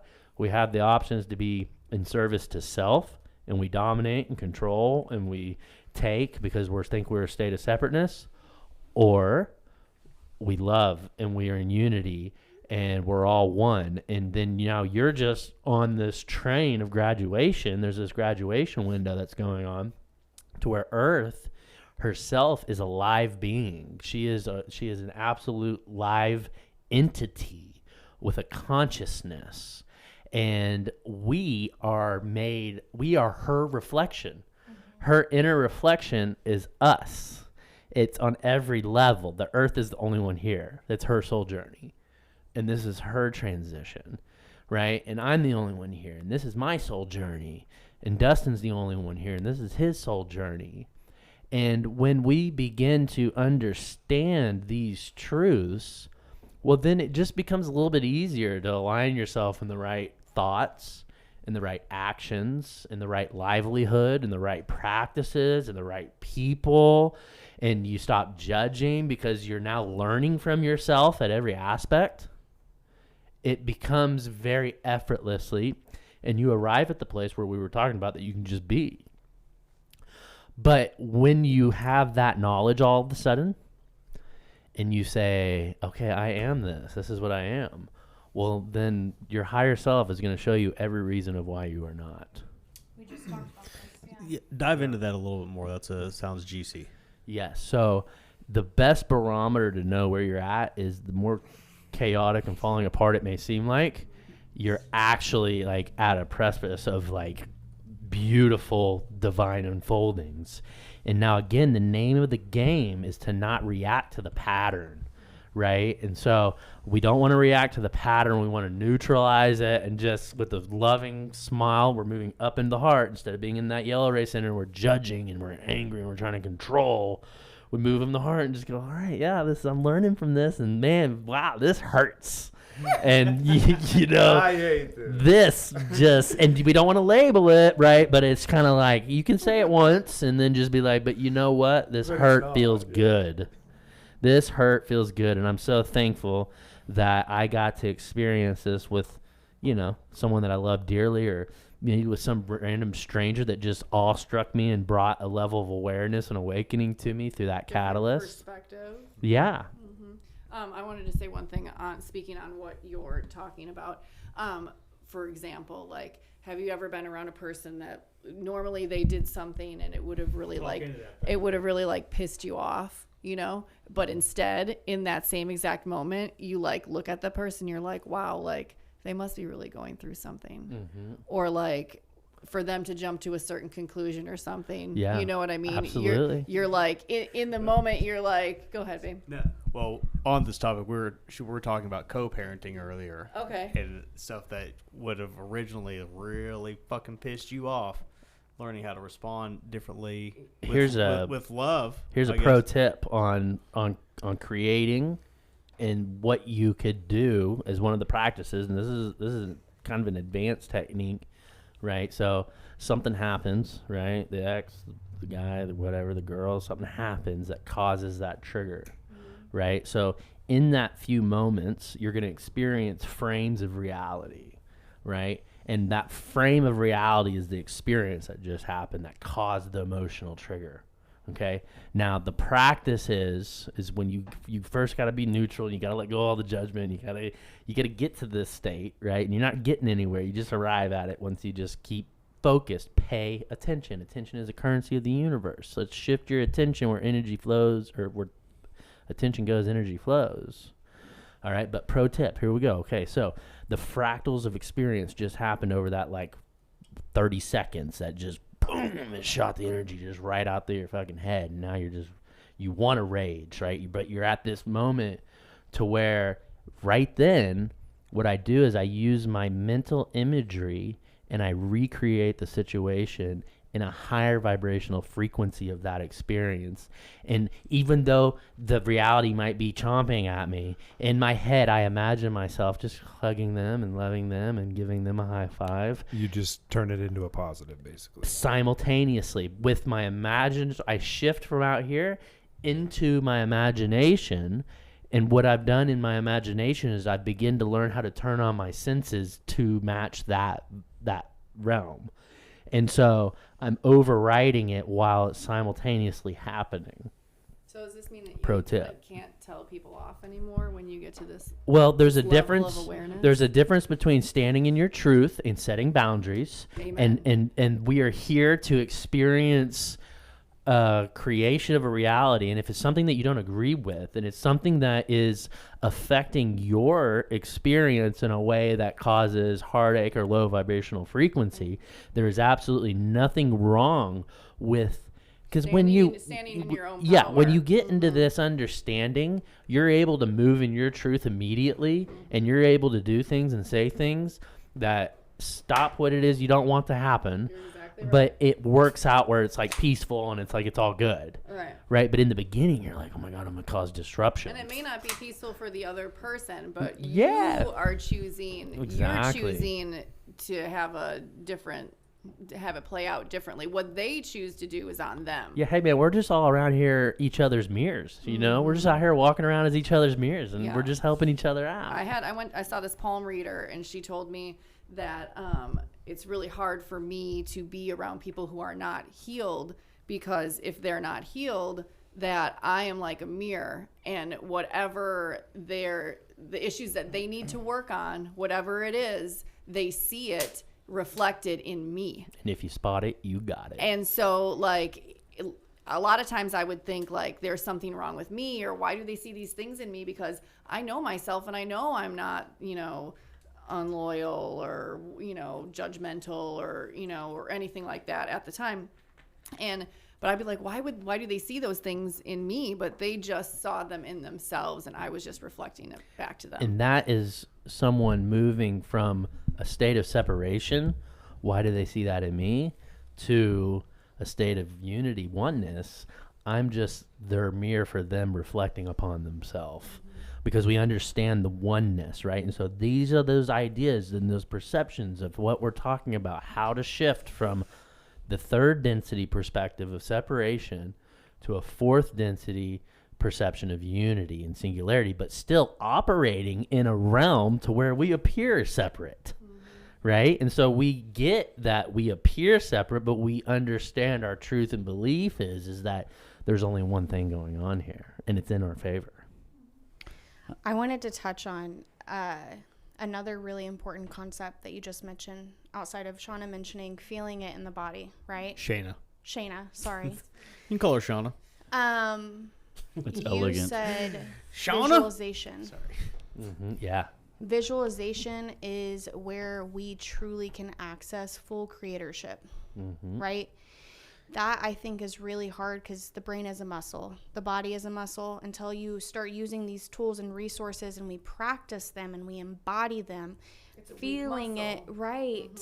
And then it becomes second nature where you feel off when you miss out on your nightly meditation, right? Like you can tell you're not in that place of creatorship as strongly as you would have been if you would have done it. But the visualization aspect is huge because I think a lot of people only can see what is in front of them in the present moment. It's hard, I think, for people to get into that field of seeing something that I desire humanity to achieve, that I desire my family to achieve, that I desire to move out of, right? And I think a lot of the time, it again comes from knowing that you can feel it first, but you have to visualize it too. That visualization, it's well, the key to visualization is that, okay, so like if you were just to shut your mind, like shut your eyes right now, right, and just kind of sink into like it's black, it's dark, right? We call that the void, right? Because if we're not observing anything, then everything collapses to this infinite void. Right? Because if all things are happening simultaneously, well, then the only thing it could look like is nothing, right? It's not until we observe it, either with opening our eyes, right, and we're seeing the realm around us that is reflecting back to us, or, I know I keep my eyes closed so people know to like close your eyes every once in a while, right, and see this void. You can shift into this void. I lost my train of thought. Void, darkness, blackness, closing your eyes, visualizing. Oh, yeah, we're shifting into the imagination, okay? So, first, sorry, well, I tried to Just follow my ADD backwards. Yeah, okay. So, once we learn how to close our eyes and stop the words pumping through our mind and just let go of everything outside of us, and you can just, what they call it is becoming no one, nowhere, no time, no place. Okay, and basically you just stop thinking about the things that attach you to the time and the people and all that, and just move into a silent mind with your eyes closed. This would be a very good daily practice. A lot of terminology could be called meditation or such, but again, we don't want anybody to attach to this idea of like meditation because you might feel some way about that. But meditation, we're not meditating. You become meditative through letting go of who you think you are, where you think you are, what time you think it is. Thanks for raising your hand. Yes. So, meditation and Christianity. What is the rub? Let's go. Why? It's the same thing. It's Meditation the and same prayer. thing, dude. It's the same thing. No, but here, wait, I'll explain except you're my. giving the power to something else. Well, yeah, Does it make them so mad? Because meditation is internal, and you're trying to solve your own problems. Prayer is projecting your problems onto something else that's going to solve them for you. Yes. But at the same time, is prayer not talking to the divine creator that we are? Yes. And That's meditation exactly what I was saying. So- It's the same thing. Right. Remember, right now, we're in a realm to where we see all timelines play out because you have to choose in this lifetime which idea of reality, which level of experience do you vibrate at? Are you vibrating at a third density planet, which is a planet of separation? And you hear these topics. We keep hearing there's a separation version of it, and then there's a unified version of it, right? And this pattern is reflected in all things in life. We're witnessing it out there, And you know? almost all religions. All religions. All spiritualities. It's like, is it the aliens? Is it Buddha? Is it Christianity? Is it Jesus Christ? Is it Muhammad? Like, it's all the same. It's all the same types of ideas across different parts of the world, and just trying to like rain it down on anyone that will pick up the concepts and figure out that it's all connected. And what we're here to offer you is the idea that you can understand the teachings of all these things and learn the pattern, right? Because that's what it is. It's a pattern of being. And then once you learn the pattern, let go of the attachment and ideas to all these things that we just created take to the arrive idea. back at this place of nothing. And then you will begin to live in the present moment as the creator. And where any molecule of the creator is, all of the creator's power of the entire universe is in that molecule. And so again, I invite you to realize and understand that you standing here is you standing in the full force of our creator, of the infinite being, source energy you are, right? Beautiful. That was good. And if you don't think all religions are the same, take a world's religions class and then realize they're all the fucking same. All of them. I think where the argument comes in a lot with Christianity is because the Bible said so, right? 100%. Yeah. And don't question it Yep. because go to hell. And if it's my interpretation, your interpretation is wrong. Exactly. And I've listened to previous episodes that you've done, and I'm familiar that you've had a very deep religious understanding of the Bible to and fro. And I think that's really valuable because It gives a whole different perspective and validity to all of the arguments. because we're not saying that there's not truth. We're saying Absolutely. that It's the way there's The that Bible it's is not an distortion. absolute Distortion. truth. Well, the Bible is look. What we're saying is been changed and we distorted. believe in a man named Yeshua. He walked on this earth and he did some miraculous things. But what he was doing was teaching us that we are the same as him. Yes. And what we're doing tonight and through these series is bringing in the understanding and ideas that can help you comprehend what that actually manifests as. Yeah, and in the words in red in the Bible, Jesus sits down with his disciples and said, "You can do as I do and do more." If Jesus was God, you could never do more than him, and he would. Well, that's one of the that's another part of the manipulation of the Bible. Again, if someone was trying to control and dominate, well, that means that they're a third density planet.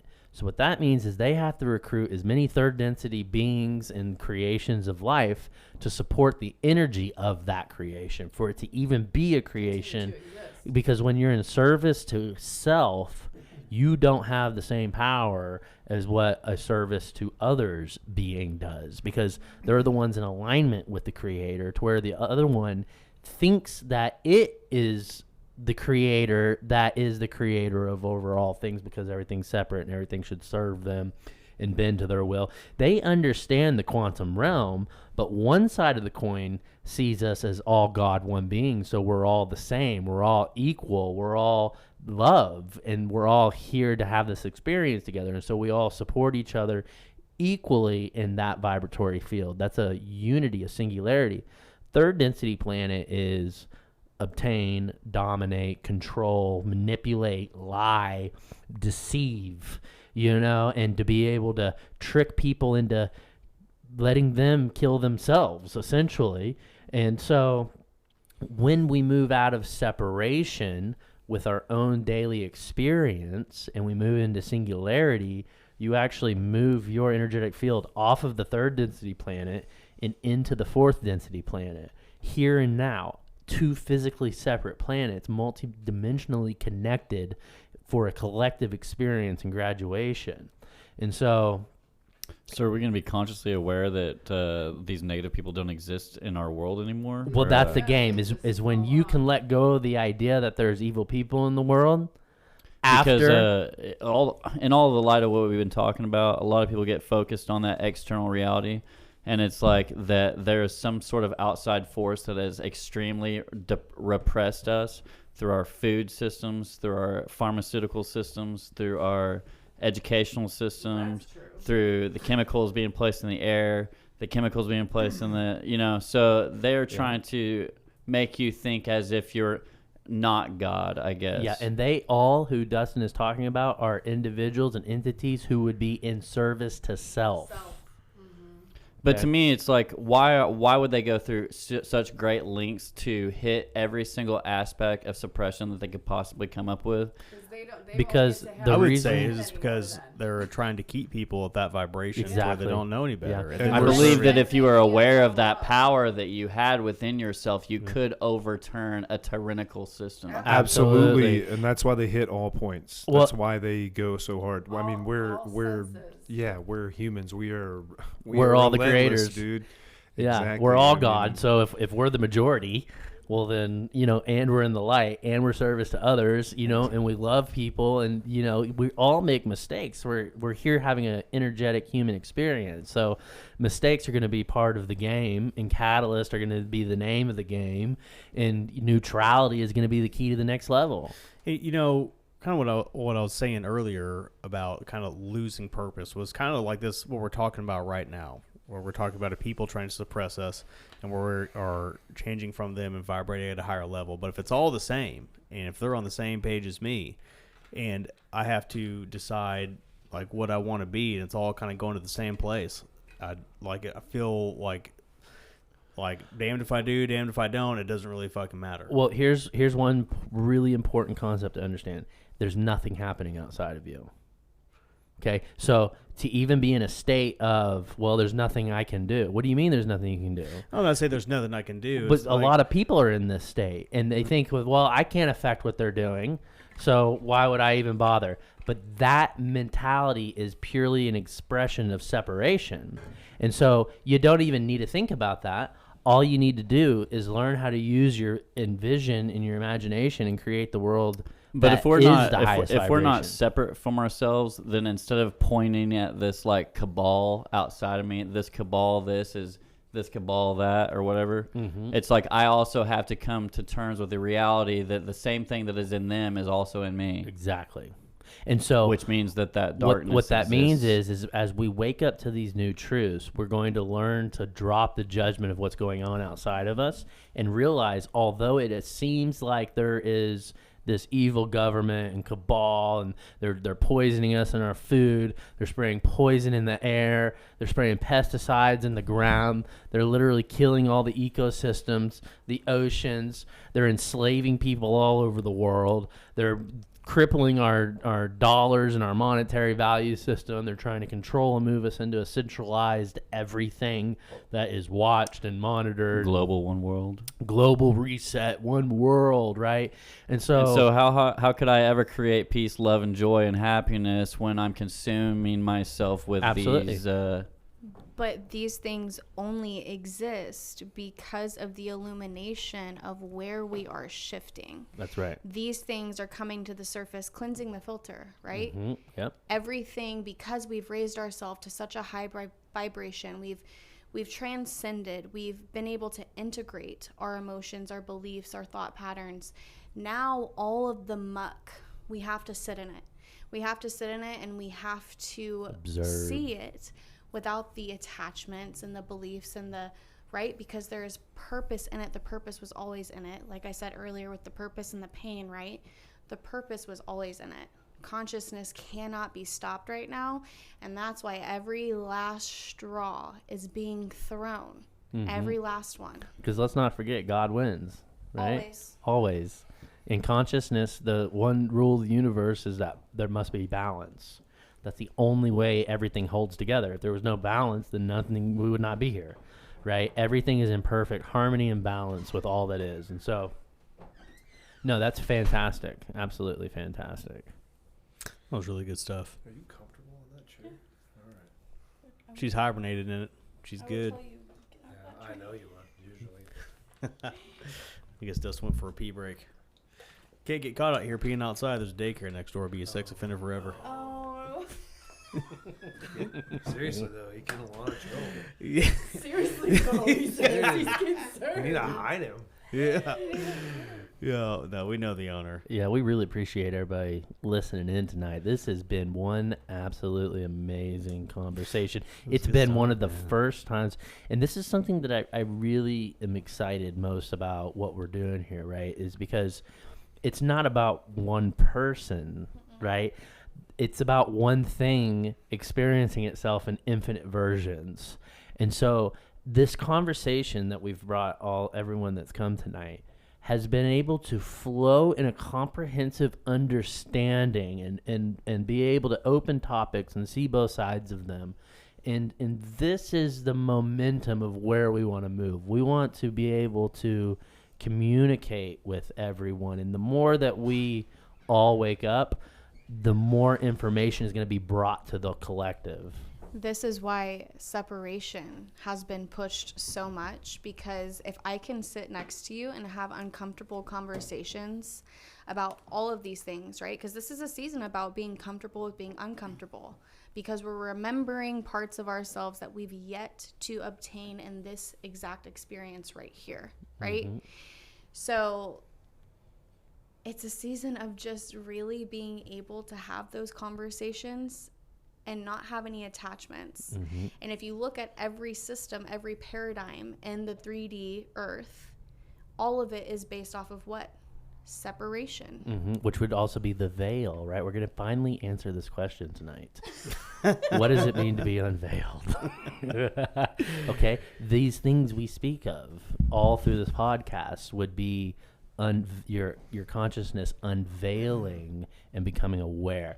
And so we talked about there being a 3D and 4D Earth. We talked about there being this graduation window. We've talked about unveiling through this process. And so what Nick had asked me earlier is when we unveil and we vibrate at fourth density Earth, whenever we pass through this lifetime and we turn back into spirit and into energy that we are, just in a different form, when we incarnate back on the fourth density planet, we're no longer veiled.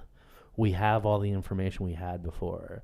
Only we're going to come in fresh bodies, fourth density avatars, with more sensory senses, and all purely made of love. Now, we are walking through what we've already created, so we can become aware of what we wish to be and what we don't wish to be. And when the graduation window closes, whatever momentum of vibration that is most through your actions, thoughts, and deeds, and your choice to either be in service to others or service to self, when you pass, you will incarnate either in the fourth density Earth, which is called the New Earth, right? Which is a golden age of thriving interstellar civilizations and technology to create free energy and support life beyond anyone's wildest imagination. Or you're going to reincarnate on a 3D planet of a different type. Because once the 3D planet destructs or the people all die off, well, there's no more a 3D Earth. There's only a fourth density Earth. And if you don't vibrate at the fourth density, right, which is the density of love and unity and oneness, then you have to go reincarnate veiled again. You have to start over, mind you, because third density, if you don't learn your lessons and you don't graduate, you don't level up, you don't learn love, you don't know how to be in service to others, well, then you have to learn all your lessons until you do. That's the name of this density, right, is coming in separate and learn and waking up to the whole. So I want to ask a question that I know a lot of people would probably ask at this point in the conversation. What does that mean right here, right now? Where are we in that? Do you think that we will see that in our lifetime? Yeah, so, it is a collective thing, but it's more of a unified singularity experience. And so, again, there's only one particle here. And so, and you hear me say that over and over and over. I am the only particle here, and my particle vibrates to infinity. And it collapses internally to infinity so fast, quadrillions of trillions of whatever name of the most vibrating fast speeds that you could ever imagine. And it's vibrating so fast that it vibrates and breaks down and manifests into objects and the people around me and the experiences and the buildings and the life and the characters and this and that. It's vibrating so fast that myself appears to be beside myself in the name of Kendall Springer. Okay. Far out. I'm the only one here. And you are the same as I, right? Because there's only one thing here. So you're the only particle here. And your vibration is vibrating into this beautiful experience. And so you ask, when will we all see that? Well, everyone is on their own journey. So good luck. Josh is like, I'm headed to the 4th. See you later. Get fucked, nerds. Yeah. Hey, no, but there's no need to worry because there's no race. There's no race in anything this you want, deal. man. Okay. Yeah. Oh no, yeah, no, I just said get fucked, nerds. That's what you, you were saying, skating off into 4th density. Yeah. So there is no race. Okay. Now, again, if you're even here listening to this, okay, according to the quantum realm and how the science of that works, you wouldn't be here if you didn't vibrate at this level. You would not be hearing this information if you weren't ready to hear this information. Now, some people might be slapped over the head with a brick hearing this information, but again, you wouldn't be hearing it if that wasn't exactly what you chose. I think that information has to be you in some sense. Yeah. It's always been me. I mean, for the last at least 20 years, I've seen spirit work that's working in my life, for my benefit or haven't. But it's just like, it was like learning to ride a bike, and that bike was very difficult to learn how to ride because I'd be falling off that bitch all the time, Yeah. Yeah, absolutely. And so the veil, that's what that is. And so as we graduate, right, as I let go, see, here's another paradox, right? The idea that I have to create a podcast to help reach all of the many, to help them convince themselves to be the one, in itself is me creating a state of separation, when in reality I can just be. Yeah, what are you teaching yourself? You know what I'm saying? Like teaching yourself and learning from yourself and teaching yourself. Why do I need to teach myself something I already know? Exactly. But here's the thing, like for the thrill of the experience. I believe that's it. Weeks ago, I'm sitting here in my own self-pity thinking that I'm this guy who's been forced into solitary confinement, and every group I've tried to be involved in, I've always been left out. I've never been where I need to be. I've never fit in anywhere, to just simply changing, like, it's like, well, what kind of people would you like to be around? And what does that look like? How does that feel? Mm-hmm. Yeah, and do you know? Yeah. And then all of a sudden, here I am talking about. I'm like, talking to you here I am folks. sitting here, and this shit has happened. Why And aren't like our parents 2 weeks teaching ago, us I this? wouldn't have thought that possible at all, because I've been lost my entire life, and here we are at this table, just talking Making about sense. the universe, bro. Like, who That's would what the have Diesel thought? Daddies do. We're here to provide purpose and meaning and arousal mentally. And physically. Stimulation. We want to move from the mind into the body, right? And so, again, we have these attachments to ideas, right? It's why we think jokes are funny and dirty, right? Because that's the human in us. And we want to experience that, absolutely. But, again, it's important to know that as we continue to dive deep into topics, we're going to say words and things that are going to ring the bell as a catalyst within your mind and your body and your soul. I heard a quote from actually Craig Rochelle, someone I listened to for 25 years at Life Church. He said, "What you do on earth echoes in eternity." Oh, yeah. This is the school for the hard knocks, man. Yeah. Like, this is the toughest school in all of the creation, the earth is. Like, because there's a whole lot that we're going to get into, right? I mean, to ancient civilizations, aliens. I mean, imagine a soul-trapping machine created in the form of a moon, and whenever we die, if we haven't awoken to our 4th density awareness and singularity, we're basically just cycled back into the Earth planet over and over and over and over and over and over and over and over, constantly going over and learning the lessons again and again and again and again and again, until eventually your soul essence goes, oh, wait a second. There's nothing separate going on here. I am the one, and I can be how I wish to be. I feel like that's where we're at now. Exactly. So as we get to the end of this, let's just go to a totally different direction. What's your favorite conspiracy theory that you just like fully believe in? Sold out for. It's fucking real. Okay, so here's the funny part about it, and what I've come to realize with conspiracy theories, okay, conspiracy theories are real in a physical realm, but it's a joke metaphysically. It ain't happening because we've already won. So they're just playing out this physical reality, which they are doing. These guys, I mean, from the Illuminati to the Cabal, the Rothschilds to BlackRock to Vanderbilt to, all of these entities, like, it's obvious. The writing is on the wall. They own everything. They control everything. They've manipulated the education. They've poisoned the foods. They're buying up all the land. They're putting illegal things and getting us to sign up for it and just do it. But have you ever talked to somebody who like was totally sold out against that? And they like don't think any of it exists. Well, No, I was just I about do. to say, Yeah, the obvious to those, back to your point, who are aware of it, right? Yeah. Who have the awareness to say, yeah, I accept this for what it is here. Yeah, Yeah. and this would be like all of these topics, right? Because again, it's an understanding that we're both physical and non-physical. We're both particle and wave, and so everything reflects in that pattern, right? There's evil and there's good. There's up and there's down, right? There's this timeline playing out of self-destruction of the earth, but then there's this timeline playing out of a thriving golden civilization. And so What side are you on? yeah, and it's not even really a side to choose, right? It's a vibration to cultivate. And it's not even cultivating the vibration, it's just letting go of all the things you're not, and then you're going to vibrate at the highest frequency possible for this realm. And so you need literally do nothing.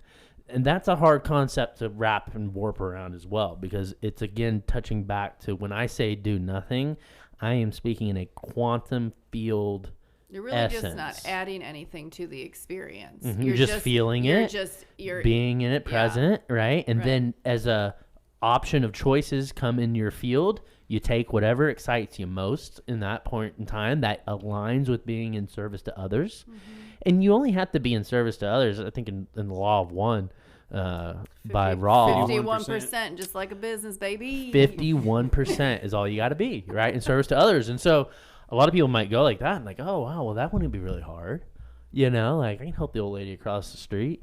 And, I can, but what happens That never is, happens. I know, but what happens is as we start making these little choices and we start waking up to these concepts and ideas, like Nick says, he's like, well, how do you get there? But then all of a sudden you just arrive and you just get it and you begin to move through it versus reacting to everything outside of you, because you're just going to jam everything up in that old pattern, an old habit, the old addiction, the old just heartache of anger and frustration, depression, anxiety, the thinking that we need to be and do and all of this stuff. It just fades away. It dissolves, right? We're not getting rid of it. We're not doing anything. We let it go from our mind and it just dissolves away. 9/11.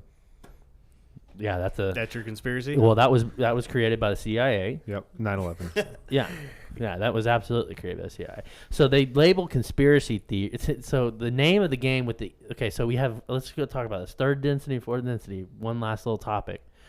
The negative oriented entities, right? The service into self are the third density planets, and the positive entities are in the fourth density, and the fourth density Earth. I don't know where I was going with that. 9/11. That's all right. 9/11. Oh yeah, 9/11. Yeah. I'm definitely going to clip I was like, this left us hanging. Really I got you. got you.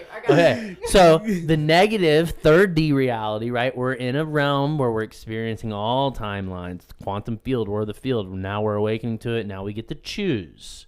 So the name of the game is to not be what some would call asleep in the matrix or a sheep. And that person just has no clue of any of this. And they do their character, they play it out, and they, a lot of them are NPCs. They're non-player characters. It's just a simulation.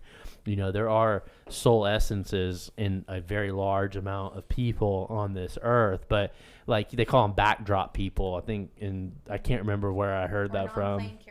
Yeah, NPCs, backdrops, like when you're walking to the airport and all the people are going, it's a simulation. Yeah, it's a matrix, right? It is a simulation. Our sciences prove it, right? And that we are light information that's basically sourced from something else that's infinite, and it manifests, and here we are. The name of the game now is learning how to operate from that point of oneness and singularity and love. Because as we see the timelines unfold, you're going to see the negative guys playing out their timeline. But there's if you can, wherever you're paying attention, right? And what do they want to do? They want to use news. They want to distract you, the newspapers. They want to lower your food quality. They want to lower your ability to their buying and purchasing power, your ability to create and do things, right? We have to be aware that it's happening and awaken to it, because if you're not aware of it, that means you're not aware of the energy inside you that needs balancing. And that pattern keeps playing out. Well, I guess if you are aware of it, you're aware that they are out for total world domination. Yes, but it's important not to asphyxiate our attention on that. It's how much time a day, once you get into this state, the real question is how much time of your day do you spend cultivating the new earth vibrational frequency versus just following the pattern of your life that's been set deeply rooted in a third density reality. And I can say for myself, and like I know a lot of people go, well, Josh, like you've just, you've done this and you've helped me here. No, I mean, yes, I get it, and I know and understand the information fully. Can I let go of the things that are holding me down? And some people go, you don't make any sense, Josh. Well, to me, you made perfect sense, man. I was just like, literally, what you said to me, you were finally, instead of just giving, little exercises and shit, you finally were just like, dude, I guess you just like being miserable, man. Yeah. I guess you just like surrounding yourself with that. And I was just like, no, I really don't. Yeah. And I'm like, I don't. so like why do I right keep now. doing it though? Yeah. And so I'm just like, just let it go, dude.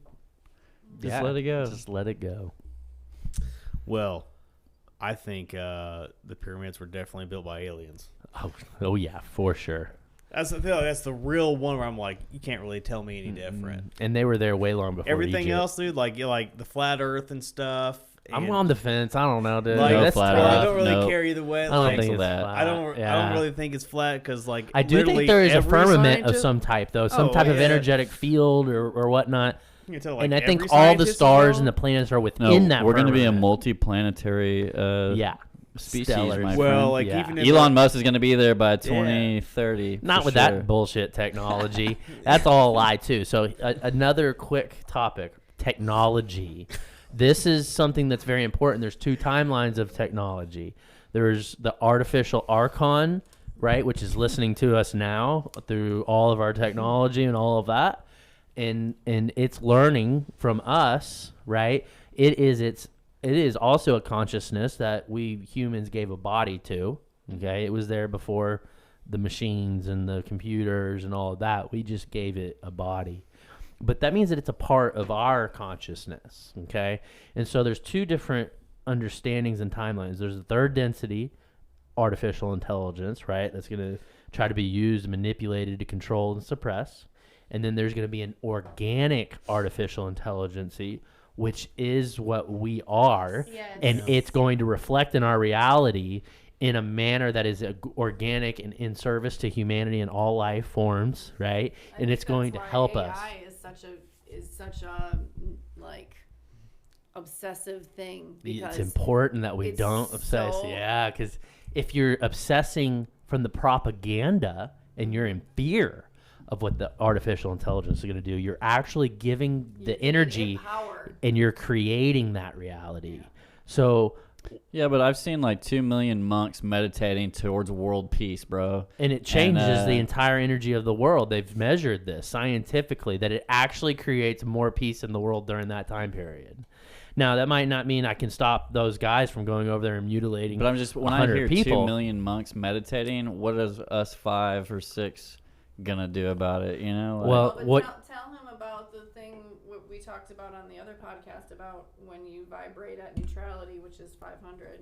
Mhm. Elaborate on that. Super Yeah, we did speak about that, about Last how we affect that many people, right? Well, but then it just, again, it comes back down to the reality is you're just seeing your consciousness reflect back to you. So you're seeing it more prevalently, but honestly, it's just you doing it. And so all you have to do is change the perception. Let's just it. say that this shit does hit the fan, and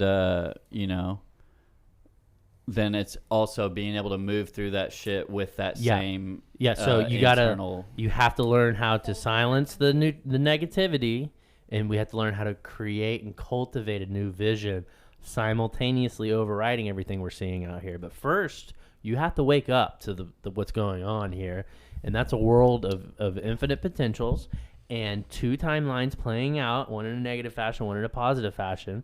You have to be aware of that.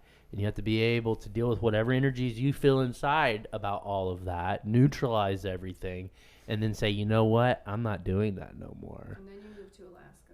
Well, you don't even have to move to Alaska, right? No, you just have to move your perception inside of you that everything as it is right now is in its perfection. Everything. And that's going to be real hard for people. The sex trafficking. It's in its perfection because it is what we had to see as a collective to wake up to this bullshit. Yes. Okay? Everything that we experience is in its perfection. And now that you're awake and you see these things playing out, you have a choice. And you don't have to go out there and fight anybody. You don't have to go do anything. All you have to do is shift your consciousness and your perception into the exact vibrational experience you wish to experience. Spend time every morning, every night. Spend just a few moments imagining what that might look like. What it feels Imagine a world with no war. Yeah. Imagine a world with global peace and global love. Imagine a world where every mouth on the planet was fed, every home was powered. The ability to create at will as a collective and in a species, to be able to move into our planetary system and go to other planets and help them as we're being helped now. Because at the same time. if you didn't know, our oneness is expanded to multidimensional beings, angels, different entities from different planets, aliens, different species and dimensional beings of all types, which will come on another podcast. Yeah, I was in the Law of One. It talks about the questioner was asking about that specifically, and they use the reference as is the universe like Star Wars, basically, where people can actually travel and there's different worlds and stuff. And they said, yeah, it is, and in the most simplest form, like in a very simple form of what you can represent, that is the closest thing to what is actually operating in the universe that you live in right now. And you cannot create the mental image of something that doesn't exist. So just remember that. If you think it's there, whether it's good or bad. And oh yeah, I heard this great terminology about that. When we're thinking of something bad, guys, the first thing is just to realize that it is what it is. It's okay. Because if we're new every moment, billions of times, right? Don't worry about the last billionth of a second of what you did, right? Okay, I shouldn't have done that. Okay, now it's the 15th million time that I did that, and I shouldn't have done that. But I keep doing it. But that's okay. I don't judge myself for it anymore. I'm watching the body play out, and I already know that there's already perfection in the world exactly how I am in it. And there's just a deep catalyst of letting go that I'm witnessing. Effortlessness. That's when it becomes what you talk about, when it becomes effortless. Is because I'm not trying to do it. Yeah, it becomes effortless first in the mind. The body could take a minute sometimes. And but it eventually lets go. My mind's telling me no. My body. Is this time for the truck plug? Oh, yeah.